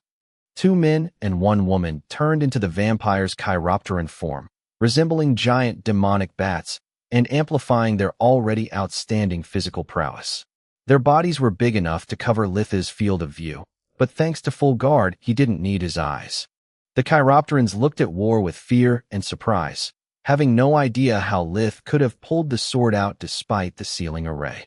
Yet they knew about the blade and had taken it into account for their contingency plan. One of their allies was a ghoul, and thanks to her regenerative abilities, she feared no sword, not even the angry blade. Lith infused war with darkness magic while the ghoul did the same to her body, so that when she trapped Lith's weapon inside her chest, the two energies simply canceled each other. Chapter 1098, Well-Laid Plans Part 2. 2 of the chiropterans joined her and pushed Lith down, blocking one of his arms each. Their darkness-infused claws pierced the skinwalker armor and spread their enchanted venom inside his bloodstream, while the third chiropteran had a clean shot at Camilla. Or so the vampire thought until he crashed against the golden dome filled with emerald veins that appeared around her out of thin air. Lith was still far from the skill level necessary to be considered a light master, but between Faluel's and Naurin's lessons, stopping a single chiropteran was child's play. Lith had mixed spirit with light magic, making his construct sturdier than a rock wall. The impact had broken the vampire's claws and shattered his hands, but it was the surprise that hurt him the most. Surprise, motherfucker. Camilla activated several darkness wands at the same time from a point-blank distance. The chiropteran turned into ashes, but the volley of bullets didn't stop. Camilla kept firing darkness magic, aiming a few meters above Lith's head. He saw them coming with full guard and stopped holding back. He effortlessly lifted the two chiropterans and the ghoul, putting them in the line of fire while flexing his muscles to trap the undead's claws inside his body. The barrage of spells killed them on the spot, while War's World Mirror ability took control of the excess magic and redirected it against the nearest enemies. Believing Camilla already dead, all the remaining assassins had converged onto Lith to kill him as well. They had no idea that Lith had left Camilla alone exactly to lure them out. The undead tried to dodge Camilla's spells, but War turned them into homing projectiles that relentlessly followed their respective target, while Lith used spirit magic to make them faster and domination to add a bit of mana of his own. The swarm of black spheres resembled an army of angry specters that circled around Lith's raised sword and attacked whoever came too close. The thralls fell first while the undead had to push their enhanced bodies to the limit just to survive. Then, everything ended. Just a few seconds had passed since Camilla had set up her amulet, allowing the army headquarters to receive the distress call and use the signal as a dimensional waypoint. A golden gate opened in the night sky outside the air-sealing array, letting several humanoid griffins come out of it. The royal guards, a ghoul said before a beam of golden light killed him. Each one of the guards wielded halberds that shot unknown spells capable of killing the undead as if they were normal humans. They would point, shoot, and an undead would fade away like mist under the morning sunlight. Lith didn't stop attacking until all enemies were dead, and the royal guards erected a barrier around him and Camilla. "Are you all right? Your crazy plan didn't mention how you would deal with the venom," Camilla asked. With the air-sealing array blocking communication spells like Whisper, Lith couldn't afford to speak out loud, nor did he have the time for that. The undead had keen senses on par, if not even better than his own, but they didn't know about spirit magic. Everything Lith had said from the beginning was meant to fool the undead, while he used a mind link to communicate with Camilla, allowing them to coordinate their action. They had lured the enemies in the open and into a trap from which there was no escape. "Don't worry. I had a detoxifying spell at the ready, but I didn't need it. My body purified the enchanted venom on its own. I knew that my resistance to toxic substances has increased, but even I didn't expect it to be this good," he replied via the mind link. Lith's body had isolated the venom on its own with light magic, preventing it from entering the bloodstream. Then, a few pulses of darkness magic had destroyed the unknown threat. "Do you need a ride home?" A feminine voice coming from the griffin armor bearing the captain's stripes on its sleeve said. "Thanks, but first I need to get out of this damn array. I have no idea if they attacked Camilla because she's a constable or because of me," Lith replied while taking out his communication amulet. "Fuck me sideways." All the contact runes were still in their place, but all of those belonging to the people he knew in Lucia but Naurind were unavailable. Mom never puts her amulet away, and neither does Rena. The only possible explanation is that they are under a sealing array as well. Lith opened a conference call, adding Naurind, Faluel, and Solus, but no one answered. "Take Constable Yeval with you, and don't leave her side for any reason," he ordered while preparing a warp to the nearest city gate. "Please, take care of Zinnia. Her amulet is unavailable as well." Camilla managed to think before Lith disappeared in a burst of light. Village of Lucia, a few minutes before the attempt on Camilla's life. The Heavenly Wolf restaurant was just as cozy as Lith had described it, and the staff had served only their best food the moment they recognized the Verhin insignia that Rena had earlier attached on Naurind's shoulder while pretending to straighten his shirt. Rena had turned out to be a pleasant company. She had asked him only about how the life in the Blood Desert was and why he had moved to Lucia. Rena didn't pry too much into his past, carefully choosing subjects that wouldn't make him uncomfortable. The only problem the Rizar had the whole evening was that he had completely forgotten about the customs of the Griffin Kingdom. Brina was 21 years old, while Naurind was 25, both at what was considered a late marrying age. Unlike the Blood Desert, where the tribe would take care of its members and guarantee them healthcare and food, life in the Griffin Kingdom was harsher and the life expectancy shorter. In the desert, a man could marry even past 30, as long as he had a good position in the tribe and the means to support his family. Naurind had neither in the kingdom, so he had assumed it was just a date. Brina, however, had accepted the date with a completely different mindset. Naurind was known to be gentle, hardworking, great with kids, and had Rena's blessing. In Lucia, the Verhens were considered akin to the royal family, which in turn was enough to make him an exotic Prince Charming. Now that it was getting late, Naurand had no idea how to end the evening without being rude. He didn't want to drop Brina like a bad habit, but he couldn't find the right words to express his unease. Damn it. I'm sure that no one knows I have a share of the silver mines, so she's no gold digger, but she's clearly looking for more than casual hanging out. Lith warned me about how everyone in his family likes to play matchmaker, but I never thought that Rena would include me in her plans. He thought. Naurand's eyes looked at his communication amulet with hope, wishing that Celia called him for help with the kids. It would give him an excellent way out without the risk of goodnight kisses or worse. Chapter 1099 Mourning, the Dead Part 1. Do you really need to show off so much? Brina giggled while sweeping her golden hair behind the ear and exposing her slender neck. Everyone knows that you're with the Verhens. That's just overkill. She tapped on the insignia on his shoulder, making Naurand inwardly curse at Rena again and at himself for his naivety. Communication amulets were common tools in any tribe of Wer people, but in the rest of Mogar, they were the mark of big money. It's not about showing off. Even though his skin was bronze, Naurand managed to blush. I left the blood desert after the death of my whole village. I'll never forget seeing their runes disappear one after the other until my amulet was back to be a clean slate. Ever since I got a new family, I've never put it away because it allows me to check on them. He pointed at the various communication rune engraved on the silver. Oh gods, I'm so sorry. I had no idea. Brina turned pale while realizing her blunder. Was it because of Overlord Salark? I've heard she's a heartless tyrant. No, she would never do such a thing. It was. Naurand's mouth became dry when almost all the runes on his amulet turned dim at the same time. Only those belonging to Tista, Solus, Protector, and Faluel were still available, but he knew that all of them were out of Lucia. Protector was away on a mission, Faluel was gone with some of her friends, and the girls were having a night out. He contacted them in a conference call while disabling the holograms to not draw any more attention. Oh gods, it's my first day off in months, and one of my kids calls me right when I was about to relax. Faluel groaned despite her masseuse's best efforts to alleviate the tension in her shoulders.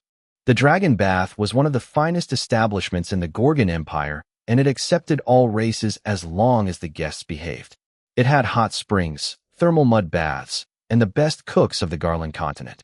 That's why I don't take apprentices, nor do I want cubs for a while. Scarlet the Scorpicore laughed at the Hydra's misfortune.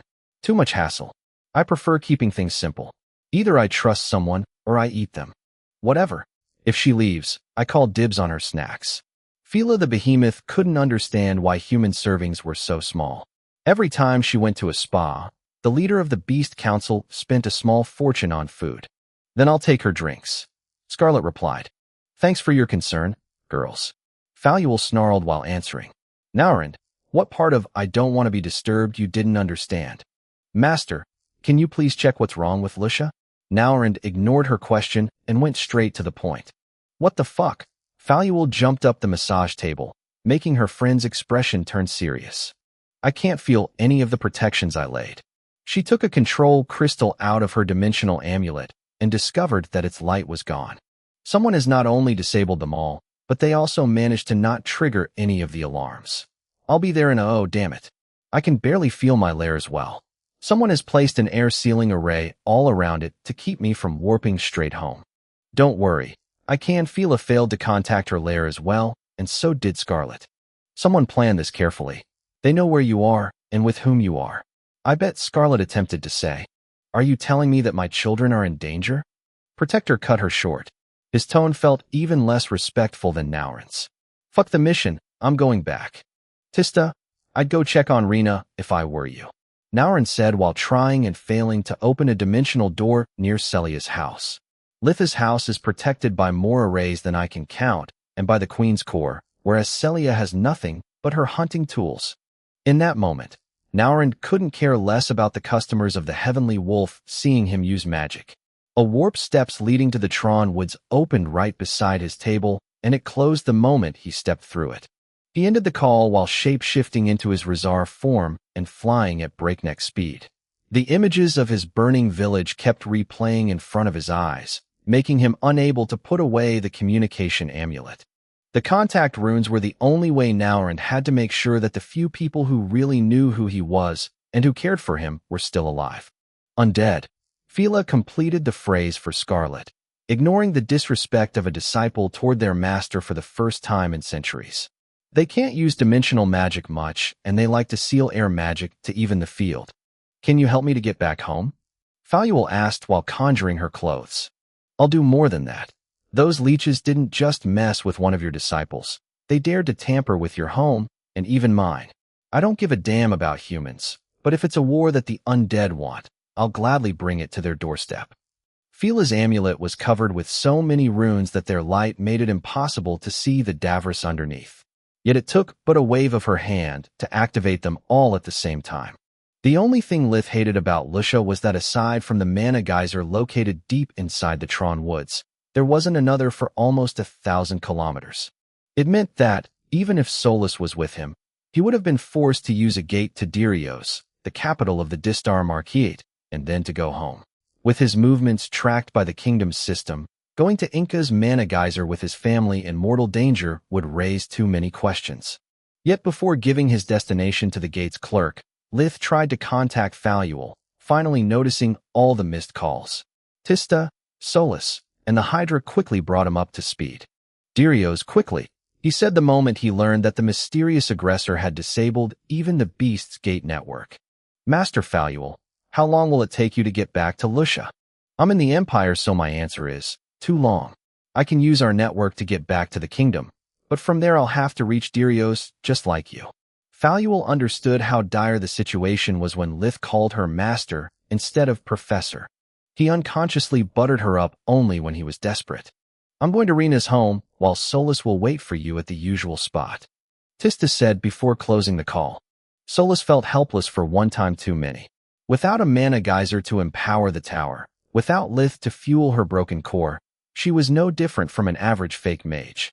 To make matters even worse, the Tron Woods geyser was too distant from Lith's home to even allow them to fight as they had done at the Famar mines. Lith inwardly cursed his own bad luck and the enemy's careful planning. They had waited for the precise moment when Faluel and all the most powerful beings of the Lustria County were away to strike. Chapter 1100 Mourning the Dead Part 2. On top of that, such an operation surely involved enough manpower and firepower to take down Lith along with known associates in the case something went wrong. I bet that the plan was to make Camilla die in my arms, and then exploit my grief to lure me into a trap by mentioning that my family was next. That way, I would have let the culprits run away and been so shaken to not think properly. At that point, killing me would have been a joke. The ambush and Acer would have worked like clockwork if not for my recent breakthrough and for Faluel's lessons. Whoever is behind the attack, they know everything about me until the moment I quit the army, which means they ignore what happened in the mines and in the council. I hate to strike deals with unknown devils, but desperate times require desperate measure. Lith thought while taking a small card out of his dimensional pocket. He passed it over the communication amulet akin to a contactless credit card, allowing runes to be exchanged. You picked a bad moment to call, little brother. I'm busy and also pissed off at you for ignoring me for so. Xenogrosh's voice sounded clear despite the sounds of death and destruction coming from the background, and so did Litha's when he cut her short. It took him precious moments to bring her up to speed and request her help, but judging from her face and eyes wide open, it was worth it. Lith had never seen a dragon turn pale until that day. I'll be there at dragon speed. Move that ass, you moron, Xenogrosh said, while looking elsewhere as if she wasn't even talking to Lith. It seems that dragons value their family even more than beasts do. I didn't expect her to agree to help without strings attached. Fuck, why did I let Jakra go? I could use a gigantic emerald dragon. Lith opened one warp steps after the other, hoping to reach Lucia in time. Rena's house, at the same time when Lith had been attacked.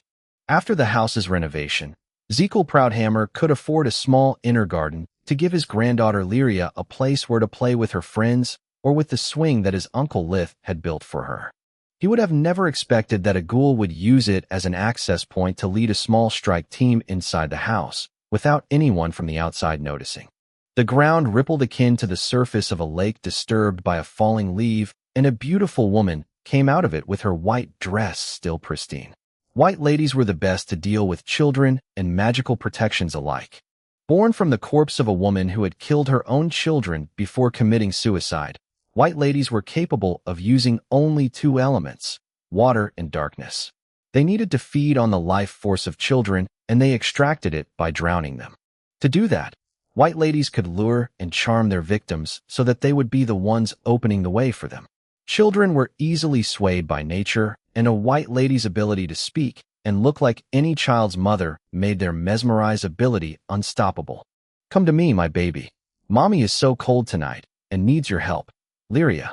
Even though the two women had never met, Jolia's voice sounded identical to Rena's. The white lady's whisper was infused with both life force and willpower, making it capable of being heard only by its intended target as long as they were in the ability's range. Unless, of course, someone was paranoid enough to put an air shield around the house. It prevented people from flying around the house and blocked the external noise along with any kind of air magic. Lith had set it up because no one in Rena's house was a mage, and he always called before warping inside. On top of that, the bigger Lucia became, the noisier the village got. His sister had asked him to soundproof the house so that the triplets could sleep, and he had gone an extra mile by adding the air sealing array that allowed only her contact amulet to work. That way, she could still answer and disable the array when Lith needed to warp. He couldn't add more arrays because they required maintenance and mana crystals. His sister could afford neither in his absence, and she was too prideful to ask Lith for even more help than she already did. Jolia tried a few more times before letting Brago the ghoul pick the lock. "We don't have much time. The others bought us this opportunity by attacking the Verhen household and luring away the Queen's core unit that usually protects the house. There is no telling if they called for reinforcements and how quickly they will get here. Kill everyone and move out before someone notices. We're here to send a message, not to become martyrs," Quoro the vampire said. She hated that plan, but orders were orders. After the horsemen's defeat by the hands of the abominations, the undead courts had decided to nip hybrids in the bud. Litha's nature was known, making his family a target. The undead's night vision revealed to them that the house was empty. All lights were off, and the only noise they could hear was the snoring coming from Zekel's bedroom and the triplets wailing to be fed. Quoro sent Jolia to Lyria's room while they took care of the parents. They had to act quickly and without making any ruckus. Lucia was known as the graveyard for a reason. Between the Queen's core and the magical beasts, a single mistake might spell death. Undeath bestowed upon them such a grace that even the old wood didn't creak at their passage. Lyria's room was next door to Rena's, allowing her parents to keep an eye on her and the undead to coordinate their attack. "You go first. We'll wait for them to go back to bed." Brago touched the door while sniffing the air coming out from the keyhole. He could sense 5 life forces and no magical signature. The area was clear from magical devices of all sorts. Jolia opened Lyria's door by extending a fingernail and making the lock open without even turning the handle. The room was a mess, with piles of toys on its 4 corners and dirty clothes still on the floor. Seeing the childish drawings that covered the bright yellow paint of the walls made the undead's heart ache at the memory of her lost children. Jolia stared for a second at the small library near the bed. It was the only tidy thing in the room, filled with children's books and bright pink diaries. "Don't worry, my baby. Mommy is here. This is just a bad dream, and it will end soon," Jolia whispered, locking Lyria's eyes into her own. Except for the beautiful wedding gown, she was identical to Rena, making the child not question why her mother wore such an odd dress or why water was flooding the little room. White ladies carried within their bodies the water from the place they had drowned themselves and needed it as a medium to feed upon the life essence of their prey.